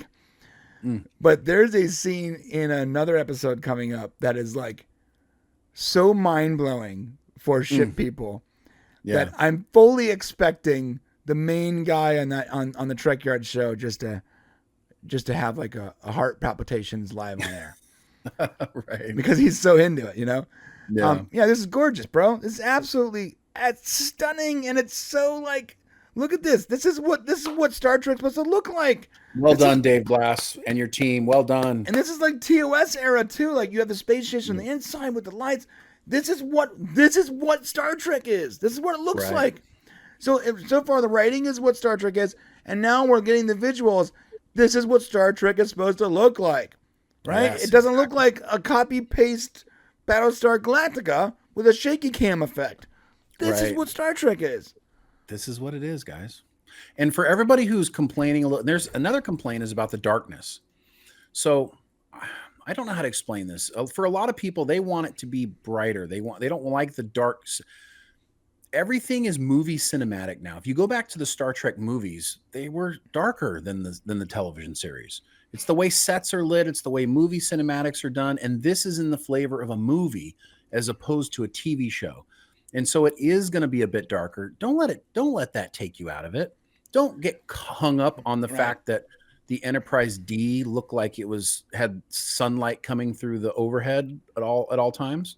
Because they were on a soundstage with a giant 4,000 lumen light up in front on top of their heads. That's what it was for. Right. Well, I mean, we have better stuff now. Yeah. To film with. We have better camera sensors and lenses. Right. So here's the deal. There's times. Go ahead. Just to quickly add to that, whenever we make our Popcast Prime videos, like you'll notice sometimes I use stock video, right? Like stock video of a woman like looking up or some guy flipping out the camera, whatever. I always have to take that footage, literally always. And I have to decrease the brightness by like 30%, increase the contrast by like 15%. I have to add color grading to make it look like the rest of the footage in our video. So that when you get to that moment, you're not shocked by the complete change of scenery. Right. And that's that cinematic color grading. Most shows today with better cameras and lighting and better stages and graphics are going to use the cinematic color grading, which unfortunately is a little dark. But I would argue that it makes it more realistic and epic. Now, to be fair, though, remember that one House of the Dragon episode where it was so dark it was just black? Yeah, so they did that on purpose. They wanted to shoot it as if it was night. That was intentionally done. And I think there's episodes of Game of Thrones, even before that, where they were using darkness to cover up mistakes. Right, because they couldn't afford the budget by the time they got to that episode. When that happens, you're right. That's wrong, and shows shouldn't do that. And we have had some dark Star Trek stuff in the past. I think that in this case, there's nothing to hide. Everything is well done. I don't think they're using darkness in a way to, some of the great movie people, some of the great people who use light and darkness to draw your attention to a scene can be done. But I just think in this situation, I wouldn't focus so much on the light or the dark. Most of the people doing that are using it as an excuse to not like it. to continue to be angry at it. So it's probably not a big issue, but this is such a fan thing though. Like, so this entire sequence, so you're not going to get this. Look at it. Like, this sequence, they show them looking up at it, and then the camera pans around the entire ship. I know. They spend time and money. Even the space shuttle looks awesome. Right. You Yeah, know, it does. The shuttle, yeah. So they spend time and money to show you the entire ship. It's like a 2-minute panoramic of the ship. It is such a fan thing, bro. Like, you think Discovery's doing this? No. But is it a Roddenberry or is it a Memberberry? It's a freaking Roddenberry. It's 100%. A Roddenberry. Absolutely. 100% Roddenberry. And beautiful. Beautiful thing. So the reason they're using the Titan is because Riker says that's the only sway I've got that's his old command. And then they go back after that and show you another shot of the ship. That we just showed you 80%. Let me show you the last 20% real quick. It's wild. It's wild how much time they spend on this on the ship. It's crazy. He did say we have to it is a Star Trek show, and it's about ships. Terry goes back and tells you, he will tell you, he wanted to be on a ship. Star Trek should be on a ship. That's why he made sure it happened. Right, yes. You know where Star Trek shouldn't be? 2024 Los Angeles. It shouldn't be in Los Angeles in a year from now. That's not Star Trek. Right. So they're picking that ship because that was his old command, and he's being frank. They're gonna have to con the captain of the ship, the new captain, into changing course. They're gonna have to lie to him and get him to change course to take him to where Beverly is. But who is what race is that? Someone tell me what race is that? I want to know. I mean, can it just be human? It's not human. Here? Oh, there's a thing on. Oh, I see the forehead. Eyebrow ridge. Yeah, like eyebrow, forehead ridges. All right. I should have asked Harry yesterday, damn it. And it's 7-9. What a great. That's like, yeah, all right. Anytime you see 7 of 9, it's always good. Yeah, I love Jerry Ryan. She's a commander. She's the first officer of the Titan. And I love this. I love this pomp and circumstance here.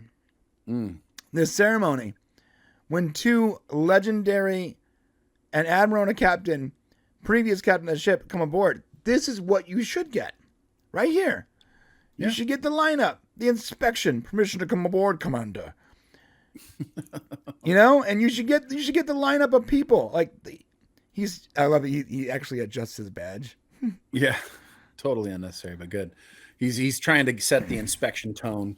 But it's important. With something we skipped over here is that they say they call her 7, right? And she interrupts him and says it's Commander Annika Hansen, right? Commander Hansen, right? Or Commander Hansen, and so and she explains that the captain wants her to go by that name, and she's obviously not happy about it. This is a hyperlink, and I'll leave it there. It just looks like a part of the inspection, but it's actually a hyperlink. So, which part? This part right here. When Riker turns and looks at this dude, it's a hyperlink. I'm not sure why that was necessary. It's not an obvious hyperlink. But it's a hyperlink. All right, All right, so 7's like, if I were you, I would lower my expectations. Oh, about Captain Shaw. Because they're expecting to meet Captain Shaw and easily get him to change course or whatever. I don't think that's the case. That's not gonna happen. Yeah. Captain on the bridge. It's beautiful. The set is a little dark here. I understand. I don't know. Why is the bridge gotta be so dark, Shane? Well, okay. So, I mean, I can explain to you in reasonable reasons. So, because I was in the Navy and I was aboard ships, anytime you're in CIC combat information, it's dark, and it's dark because of everything that they're doing in there. Now, does it have to be on this show? Obviously, original Star Trek, it was lighter. But if you go back to the cinematics with all of the movies, the bridges are darker. They're not light. They're not lit. True. All right. So I think it just goes with that cinematic approach. I mean, look at all the background. Look at all the glowing stuff. You don't get glowing stuff if everything's bright. Right. That's true. It doesn't look as cool. Yeah, it doesn't look as cool. That's true. Yeah, Right. and you can't see all the screens and all that stuff. I get it. So they're on the bridge, and guess who is at the helm? Oh, yeah. It's Jordan LaForge's daughter. Yes, Jordan LaForge's daughter, Sydney LaForge. I love this look though. Like, watch her face. So she's excited that her father's old captain's there. And I love the way I'm playing this a little dangerous, but I'm gonna play it real quick. Who is this critic? She's just got this great look. So he asks Seven. He's like, "Who is this? What's this ensign's deal?" What's the problem with this? Because Ensign's just sitting there smiling. Right. It's great. I love this character so much. And it's Sydney LaForge. Yeah, Sydney LaForge, and they called her Crash LaForge because she kept crashing. Right? Crash LaForge, yeah. Crash. Yeah, that's right. He had a nickname, Crash LaForge, and that she was like, that was a long time ago. That was a long time ago, sir. Anyway, so she's an ensign. We do learn that she's having some problems with her dad, though, because when it comes up specifically, she gives kind of this, it just gives you a feeling that something's not quite right. Yeah, like not that she's estranged or whatever, but something's bothering her. Something's bothering her, right? All right, so they're gonna, and we get another. This is how you know it's from a fan.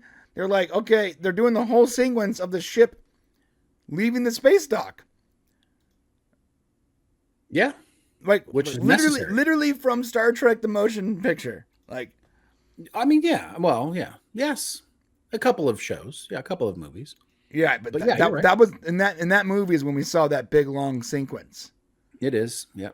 And they spent a lot of time in that movie doing that. Right. And that's why Galaxy Quest, when they made their show, they borrowed from that sequence. Sure did. Yeah, so, look at that. That's beautiful. Give me another upvote. Jeez. Look at the shade. Look at the shadow on the door opening. Yeah. Is this too dark, guys? Is this too dark? Well, we're outside the ship now. They're not going to make that light. Look at that. Look at that. That is sexy. This is when I looked at it, I'm like, my God, this looks like a model. Yeah, this is 3D graphics. Blass is a damn genius. Yeah, his whole team is great. Look at this. Oh, this is such a great shot. Yeah, do this one. How much can we get away with? I don't know how much we can get away with. Watch the back end. Watch the ass end of this ship. Look at this. Is this not the greatest butt you've ever seen right here? Come on. Yeah, this is nice. Wait, almost. We're almost there. Oh, yeah, shake it, girl. Oh my goodness. Oh good. Oh goodness. Yeah, it's beautiful. It's just beautiful, dude. I love the nacelles. I love it. Look, guys, we're like lifetime Star Trek fans. Like I was born watching Star Trek. I'm pretty sure that when my mom was angrily trying to dispatch me from her loins, in the background was a Star Trek show playing. All right, I'm telling you, we're lifelong Star Trek fans. It's our favorite thing, and so seeing this after all these years is like, it's gorgeous, bro. It's gorgeous. It's absolutely stunning. I think a lot of the reasons people flocked to show these fan projects like Axanar, yeah, are because they're fans. They knew exactly what fans wanted to see, and they were able to until CBS did their whole thing because of Alec. They were able to get away with a lot of stuff for a long time because they knew that fans, they don't really want lens flares. They want to see the ship. Right. Yeah. Don't hide it. Let us see it clearly. Right. And you haven't always been able to do that. I mean, it's smoke and mirrors sometimes, but today we have the technology to really show things beautifully. Yeah. And then they go to work. Yep. Okay, so they're going to go to dinner with the captain of the Titan, Captain Shaw, played by one of the nicest guys we've ever met, Todd Stashwick. You wouldn't know it from this acting performance, though, because he seems like a D-bag, as Brian would say. Yeah, he seems like a douchebag.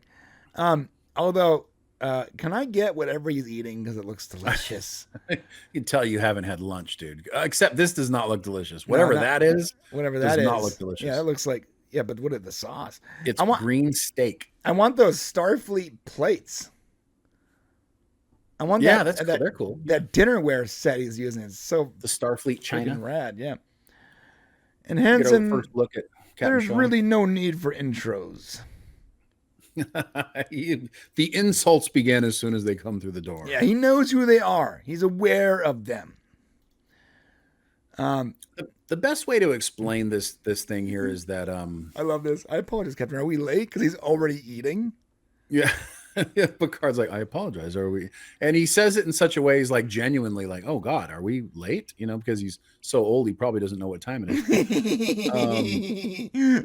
You know, I mean, there's something we have to recognize in this, and that's there's a couple of moments where Jean-Luc Picard is not in touch with what's currently happening. He's retired admiral.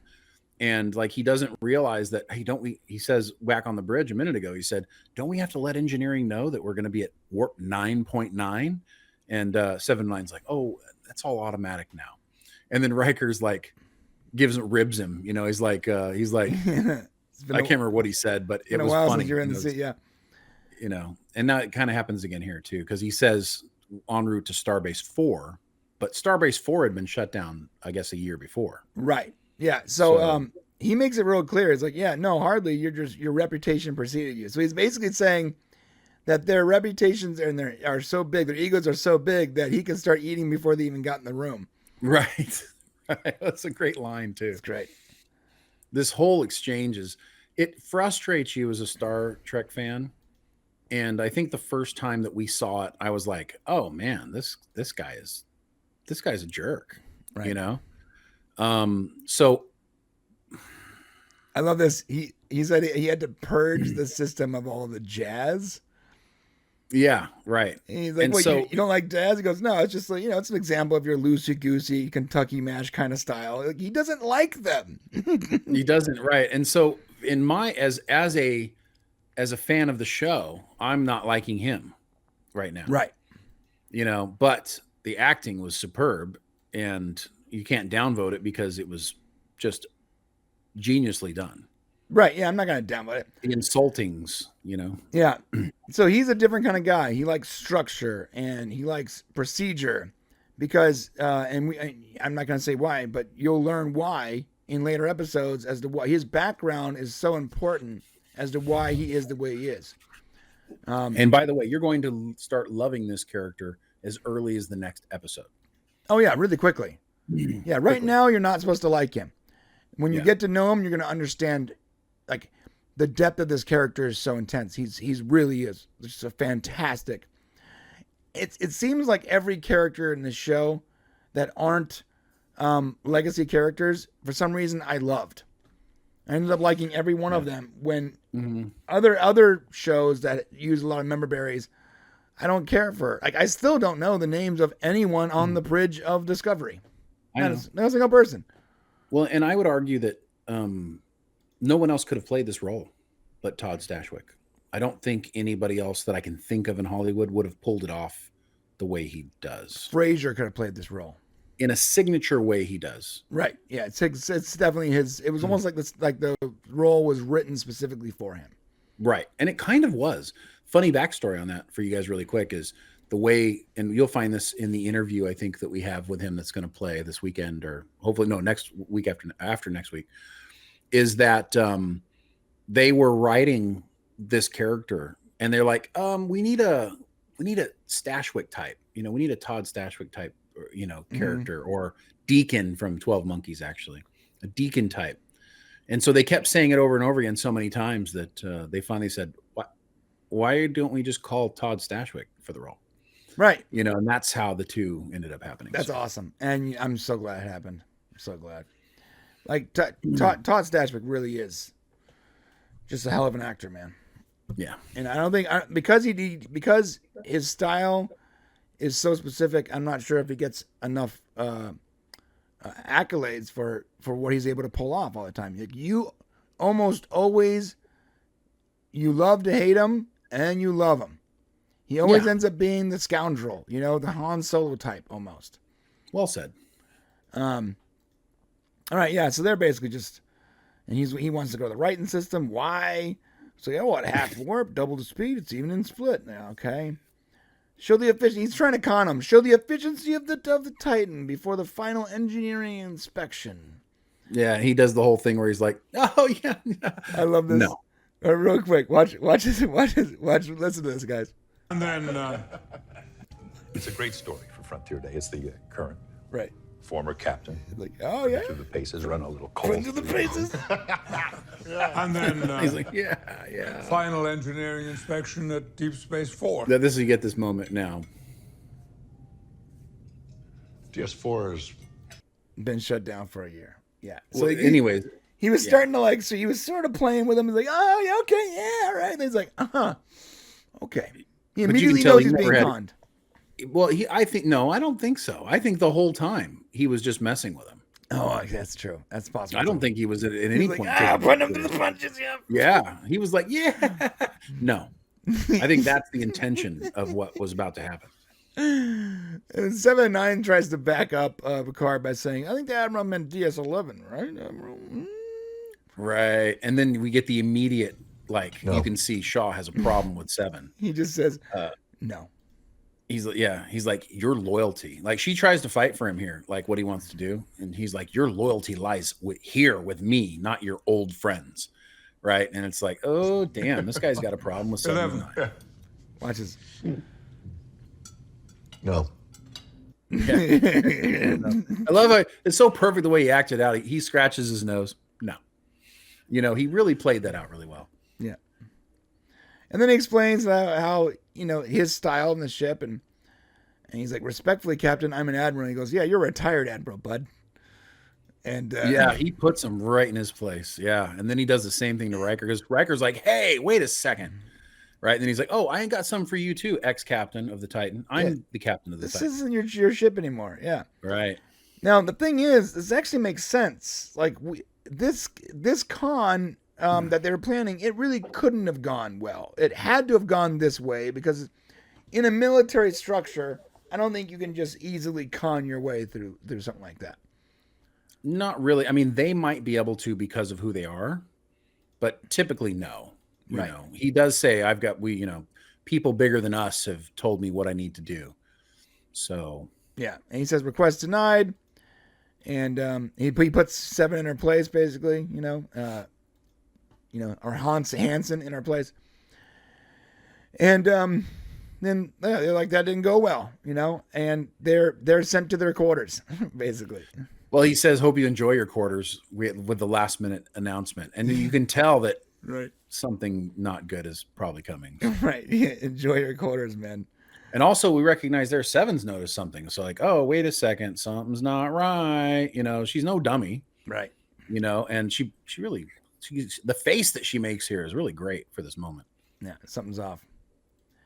I'm so glad that she got her prosthetics back. Got to have the prosthetics, bro. Yeah, yeah. So you're saying a Star Trek show set in modern day Los Angeles with a 709 who's no longer a Borg. How did they even sell that? I don't.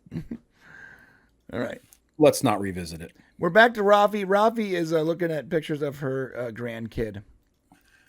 And of course, that's the storyline that goes back to the first time when she has a son she's estranged from, who then has a kid, but she's not able to see because he doesn't trust her and he's angry at her over her previous choices.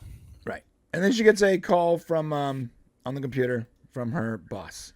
So we notice that so she is part of an op called Operation Daybreak.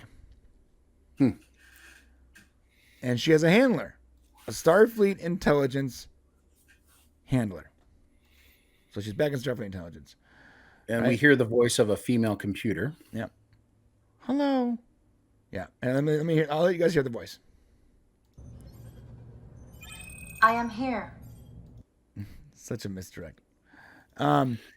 Rafi's requesting a face-to-face with her handler, but the handler keeps denying her that, and she's getting frustrated. Yeah, and the only information she has is the Red Lady. So the Orion told her that something about the Red Lady.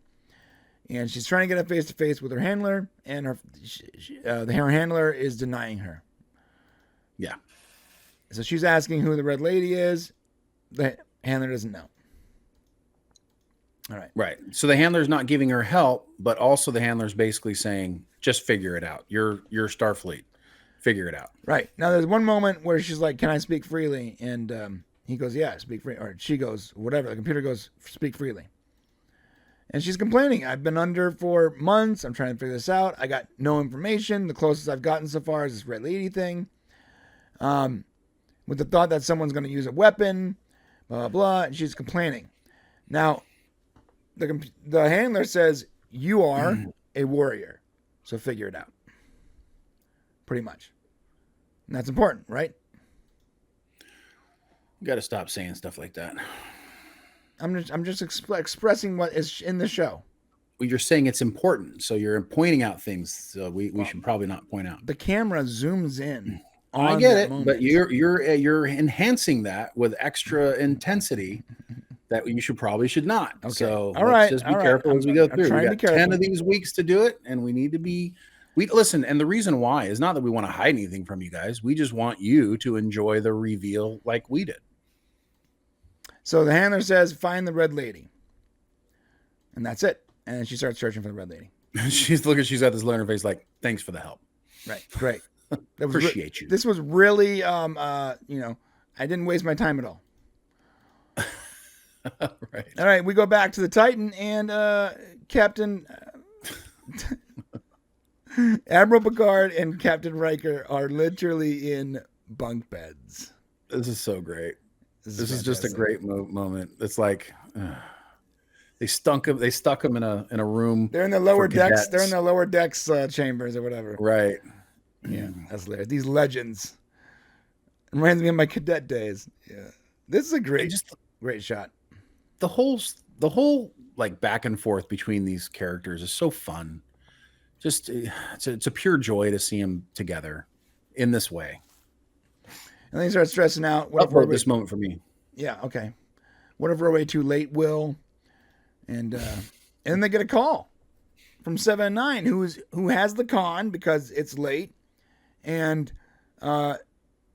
Captain Shaw is sleeping, and she calls the Admiral and Picard and Riker to the bridge, and she has already taken the ship to that system. But she wants answers. And I love this. Now listen to this. Yeah, what's cool is we don't know that she's taken the ship to the system when she first talks to them. Right. This exchange, and I think that's important. Yeah, it is. This exchange is very Starfleet, right? Listen to this. Go ahead. She's mad. Yeah. You're gonna tell me what the hell you two are really doing here, or I'm about to throw both of you out an airlock and never look back. Watch it, Commander. Yeah, see, this is what we need, though, from Riker. Yes, we need. There is a hierarchy. Not everybody's buddy. You can just say whatever you want. Thank God they had him say, hey, and then she says, I'm talking as a friend. And I'm like, okay, well, that makes sense. But the fact that we don't just let go of rules, regulations, and rank just because you guys had some beers together, right? Right. I love that. That's the way it's supposed to be. Yeah. But she's mad, and she's got a good reason because they have deceived her. Is that how you speak to an admiral? Right. And she's upset. So then they explain that they got a coded distress call from Beverly Crusher, and Beverly Crusher said to trust no one, including Starfleet. So she said, she basically scoffs, well, my career when I was a Ranger was much easier because now she has to risk her career to help these two people based on their word alone. Well, but her real problem here is that she's this is really about Seven. She's having trouble following orders. So she's having problems following orders from Shaw because she hates him. And she's basically taking this moment. And this is where we learn that Picard and Janeway are actually the ones who encouraged her to stay in Starfleet after the end of episode 2. Yes. Yeah. They do name drop Janeway. Yeah. And Janeway and Picard convinced her. That's great. It's great that they name dropped Janeway too. Knowing that Janeway still exists in the universe for me is like, I don't know why it makes me feel better. Yeah, well, we know she does, though. We know she does because of Prodigy. But what's interesting, Picard says something great here. He says, because she complains, like, how am I supposed to follow orders with things I don't, that I don't agree with. And he's like, well, when you figure it out, let me know. Right. You know, meaning I never figured it out. Yeah, 80-year-old Admiral or whatever, 90-year-old Admiral Picard still doesn't know the answer to that question. Right. That was great. That was a great scene. All right, so then they find out she disobeyed orders, and she took them to the system anyways, and they're there, and they found a ship approximately 200 kilometers or whatever away. Yeah. So she had already done it. So she had made her choice. She was mad. She didn't know why they were there, but she trusted them. Right. Just like we trust our legendary characters in Star Trek. Ask yourself a question. Do you trust anybody on Star Trek Discovery? Did you trust anybody during the first couple seasons of Picard? No. I didn't But know their you names, trust. so. Well, you trust we trust these characters. She trusts Picard and Riker that whatever they're doing, it's worth the decision she's about to make. And that's key because that's what Star Trek is about. That's what Gene Roddenberry created. You trust the people that you are connected to. Right. You know, and she did it without question. Right. It was good. It's very good. Yeah, and she tells them, there's a shuttle. There's a shuttle sitting in the dock bay. No one's looking right now. So. You have 4 minutes, and then Shaw wakes up and he immediately recognizes they're not where they're supposed to be. Olivia's like, damn it! What the hell? It's great. Oh, and so when he comes in here, watch this. Watch this. Look at this is so great. This is a great scene. This is the Riken system, sir. She says it with such disdain. It's the Riken system, sir. And he's like, lock the ship down. And look at the people on the bridge like, oh shit, mom and dad are about to fight. Yep, it's great.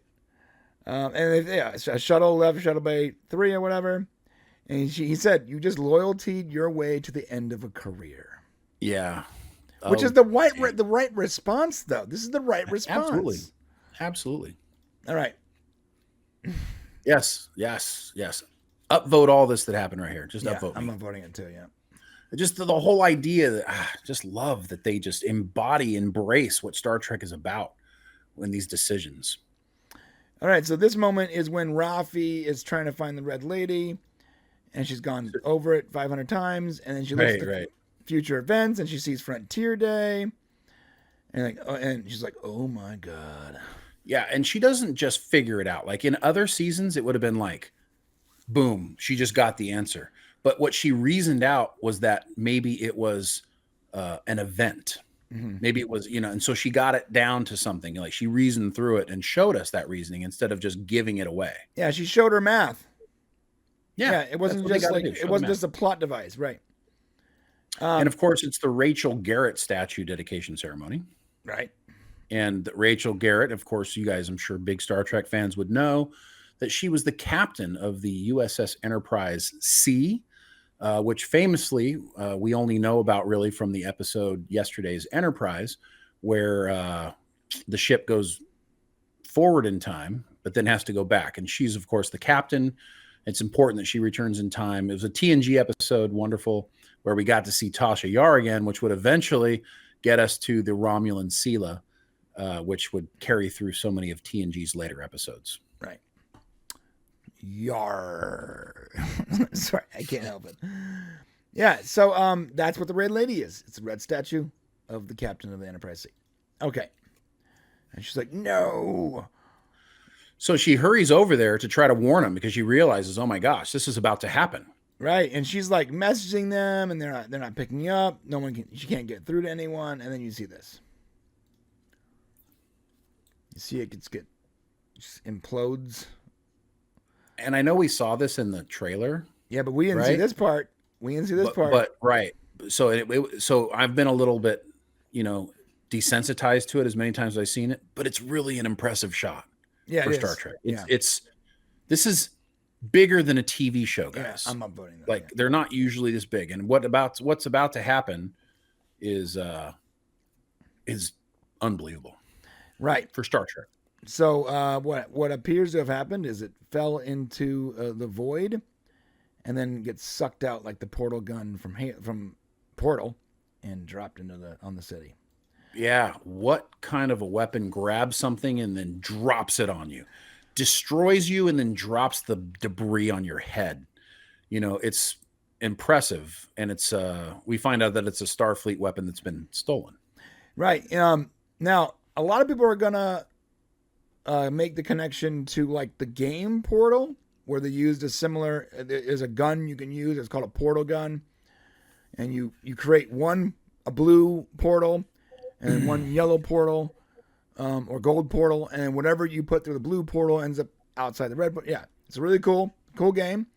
This is very similar to that, but also massive. It's like if that portal gun was huge and can pick up entire cities and spaceships and whatever buildings and whatnot. But it works exactly like Brian just said. Right. Whatever goes in one side comes out the other side. Period. The end. Yeah, wherever that other side is. Yeah. Right. Super rad. And this was a Starfleet recruitment center that they just destroyed. Right. All right. So now it's back to Picard and Riker, and they're gonna dock. They're gonna make an unauthorized docking with the ship. And they do learn. Go ahead. They do learn from the sensor sweeps because they're not exactly sure. They can't read it well because it's inside the nebula. Yeah. They do realize they figure out that it is Beverly and she's in critical condition. Right. Yeah, her pulse ox is low. But I guess they scanned her information against what they had in the computer for her, and that's how they know it's her. Yeah, they used they used information that was from Starfleet to figure it was her. Right. So they dock with the ship, and they're talking about good old days. This is an important moment. Yeah, go ahead. This is a really important moment actually, because this harkens back to this moment right here is the whole reason I think the show was made. So when Terry first wanted to make the show, he went to Jonathan Frakes and actually talked to him about it initially. And he explained it as like a Butch Cassidy and Sundance thing with Riker and Picard. And it's in this moment where something is said. There's this line of dialogue. You can see like Picard's hands, are tight. They hurt. They're old. They're about to do something crazy, something that really is beyond their geriatric state, most would think. Mm-hmm. And he says something that I really love here. He says, let me get it. It's right here. He says, your hands are stiff. My knees are killing me. As long as we don't have to move or shoot, we'll be fine. Right. But it's obvious that the pair, with all their years of experience, are not only ready, but capable of dealing with anything that comes through. They're capable of dealing with this situation, which in previous seasons of Picard was not the case. Right. Like they would leave him in a room and go do the mission without him. Right. Yeah. Right. They'll be like, you sit down and we'll be back. Right. And we'll be back after we've solved the problem. Right. Now he's solving the problems. This is what we want, you know? And this is great. He's like, are you ready? As ever. Love it. Great. They go on the ship, and something's amiss. They saw the dust of the assailants, and they're putting the pieces together. DeLorean. They figure out what happened. Yeah.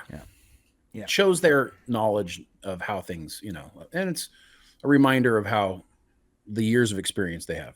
And they find Beverly in a stasis pod. Picard does. Riker's behind, looking at something else. That's correct. Yeah. The door bleeps, and turn around. Oh, there's a gun on Riker. And there is the introduction of Ed Speleer's character. This is really great. Acting is wonderful here. Picard ends up talking him down by using Beverly as kind of a weapon, because he knows that in some way she must be important to him, because obviously he's taking care of her. So he uses that to get him to loosen his gun, and then Riker does Riker things. Yeah, I love this. I'm going to play this. I'm going to play it. Ready? Watch this. As soon as he puts the weapon down, the minute he puts it down, boom! Punch him in the face. It's like, you don't put a phaser at the back of my head, son. Give me that. Yeah, you see, like I don't care if all of a sudden you are de-escalating. You had a gun on me. I'm gonna punch you in the face and I'm gonna take that gun. No, this is it's a Riker thing though. Like I don't know if we would have gotten this in previous seasons. No, we wouldn't have gotten it if anybody else was making this movie. They would have said, he's de-escalating. We have to now let's go into a corner and talk about it and make sure we're in a safe space. Yeah, and Riker just You know, punched and him in the been face. that's what it would have been on any other show. Right. Not a, you don't put a phaser in the back of my head. What the hell are you doing? I mean, look, this was, You just put him in his place. He just showed him who was in charge at that moment. It's great. Right. Well, Chaps, I have to say, you're doing a piss poor job of saving anything. The Spaliers cannot tell you guys how great of an acting job he does in Picard season 3. Yeah, he's great. He is a fresh revelation, and additions that Star Trek need. They need acting like this, characters like we're about to see with him moving forward. Yeah, it's really fantastic. And this is when we get the big reveal. Ooh. And I know there's no sound in space, guys, but it still looks cool. Well, they give us some ominous music. It's and this ship has already been introduced. It is called the Shrike. The Shrike. It has been talked about. Terry Metalis has talked about it. It is, as we'll learn, the bad guy ship. Look at that framing, though. Like they wanted to give you the biggest possible shot of the ship, and it literally fills from the edge of the frame to the edge of the frame. This is such a Star Trek thing. It's got sharp edges. It looks dangerous. Oh, and there you go. It's look how big it is in comparison to the Elios. Woo! Upvote, please, for me. So I'm actually going to downvote. Now, I love the ship, but I'm going to downvote it based on only my knowledge of this episode. And I'm going to say it looks a lot like the 2009 Romulan mining vessel. It looks a lot like the other ships we've seen in this JJ version of Star Trek. Really? I looked at it and thought, well, if you want to make a terrifying ship, that sure the heck is one. No, it looks cool. And knowing what I know, I like it. But if I had only have seen this, I'd be like, oh man, is it like another Romulan thing or whatever, Because it looks like those ships. In fact, back when we made our video about Ed Spaliers, I actually used the 2009 Romulan vessel ship as a fill-in for this ship, not having footage because I thought it looked that way. Even though you've seen the trailers, so if you'd watched the episode seeing the trailers, you wouldn't have thought this was a Romulan ship. You already know what the ship is. I know. I guess you're right because we do get introduced to Vadic in two trailers. And I'm taking my downvote back. Oh, we worked it out. That's good. I just didn't feel like it should be a downvote. You just talked me. You talked me out of that downvote. Nicely played. Thank you. It does look like a scorpion, as somebody said. That's what we've been saying the whole time, and it looks dangerous. I love that. Now the credits. I get 2 upvotes somewhere in this video, and they're both coming right now. Yeah. I'm giving the credits a upvote too. Well, I guess I should wait until he's a moment. Sorry. Go ahead. All right, I'm playing the music a little bit just so you guys can hear it. These credits are absolutely phenomenal, dude. I can't go through them all. The only thing we can really say, I think, is just pay close attention to them. Yeah, watch the credits. And as you're watching it and as you go through the show, they may start to create a pattern for you. Yeah. Yeah, the credits are so good. So what you're definitely going to want to do is after the show's over, you've seen all 10 episodes, go back and just watch the credits for each episode. Yeah. And that'll give you a different experience. Yeah, it tells the whole story. Look at that. Look at, I'm sorry. Yeah. I'm going to upvote this again. Ready? Well, I already get 2. You didn't give me my 2. Oh, my bad. Look at this. Ready? We're about to hit it. Sorry, I can only go 10 seconds to and from. Okay. Fleet Museum, 8th and Prime. Right? Mm-hmm. What's the first ship there, Shane? What do you see there? That's the USS Voyager, baby. USS Voyager. So, this is very clear that the USS Voyager is at the Fleet Museum, as well as the USS Pioneer and the USS... Ooh, do you see that Enterprise A? Enterprise A. The Enterprise A is there. What? Mm-hmm. Mm-hmm. You know the original Constitution class ship. Oh yeah. Okay. All right. So it's a lot of good stuff. Do not seek blame. Weapon. Well, found the A, outside. the A is actually the one that. Let's see. So at the end, the A is not Kirk's ship from TOS. That was just NCC. That was just the number itself. The A was after it was just the A was after that. Yeah. That's right. That's right. Yeah, there's a lot here to unpack. Anyways, that's it. That's the end. Go watch it. Go watch the credits again if you didn't watch them, and just like watch them on slow motion. Like watch them at like quarter speed. Okay. It won't necessarily spoil anything for you because it doesn't really spoil it until you've already watched the whole show. Right. But it'll be a nice, if you just tuck it away as you're watching, and then it'll become clear and you go, oh, okay. And it's just such a nice genius move, I think. So clever. Well done, Terry Matalas. Yep. Well done. Okay. And crew and team and everybody involved in making it. Good job. I'm putting up a poll here. And I'd like you guys to answer it. What is the poll? Did you like the first episode of Star Trek Picard? Yeah. That's a good one. And then after that one, if you can do another poll, just say who's going to keep watching it. All right. Let's get that poll in there. Yeah, and so look, it looks like our average here is 12. Nice. So it's a score of 12, which is 2 points higher than the 11.5. premiere of Orville. Yeah, 11.5. It probably would have been higher, but I think I was going through it. There's so many moments I could have upvoted, but definitely couldn't be any lower. Could have been higher. It could have been higher. What's funny is, Brian, this episode, I would argue, is the weakest of all 10. Yes. Okay. So that's important to say. Yeah. Out of all 10 episodes, this is the weakest in the sense where it has so much on its shoulders. It has to set up so much things, and it has to like set the tone and sort of there's too much for it to do for it to be like exciting, Right.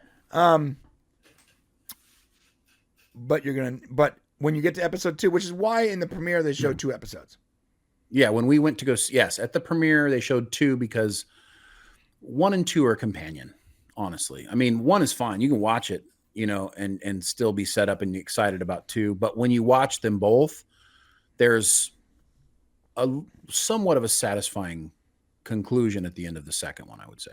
Right. I agree. Yeah. I agree with that. All right, and that's the whole review. It's only 2-hour long review.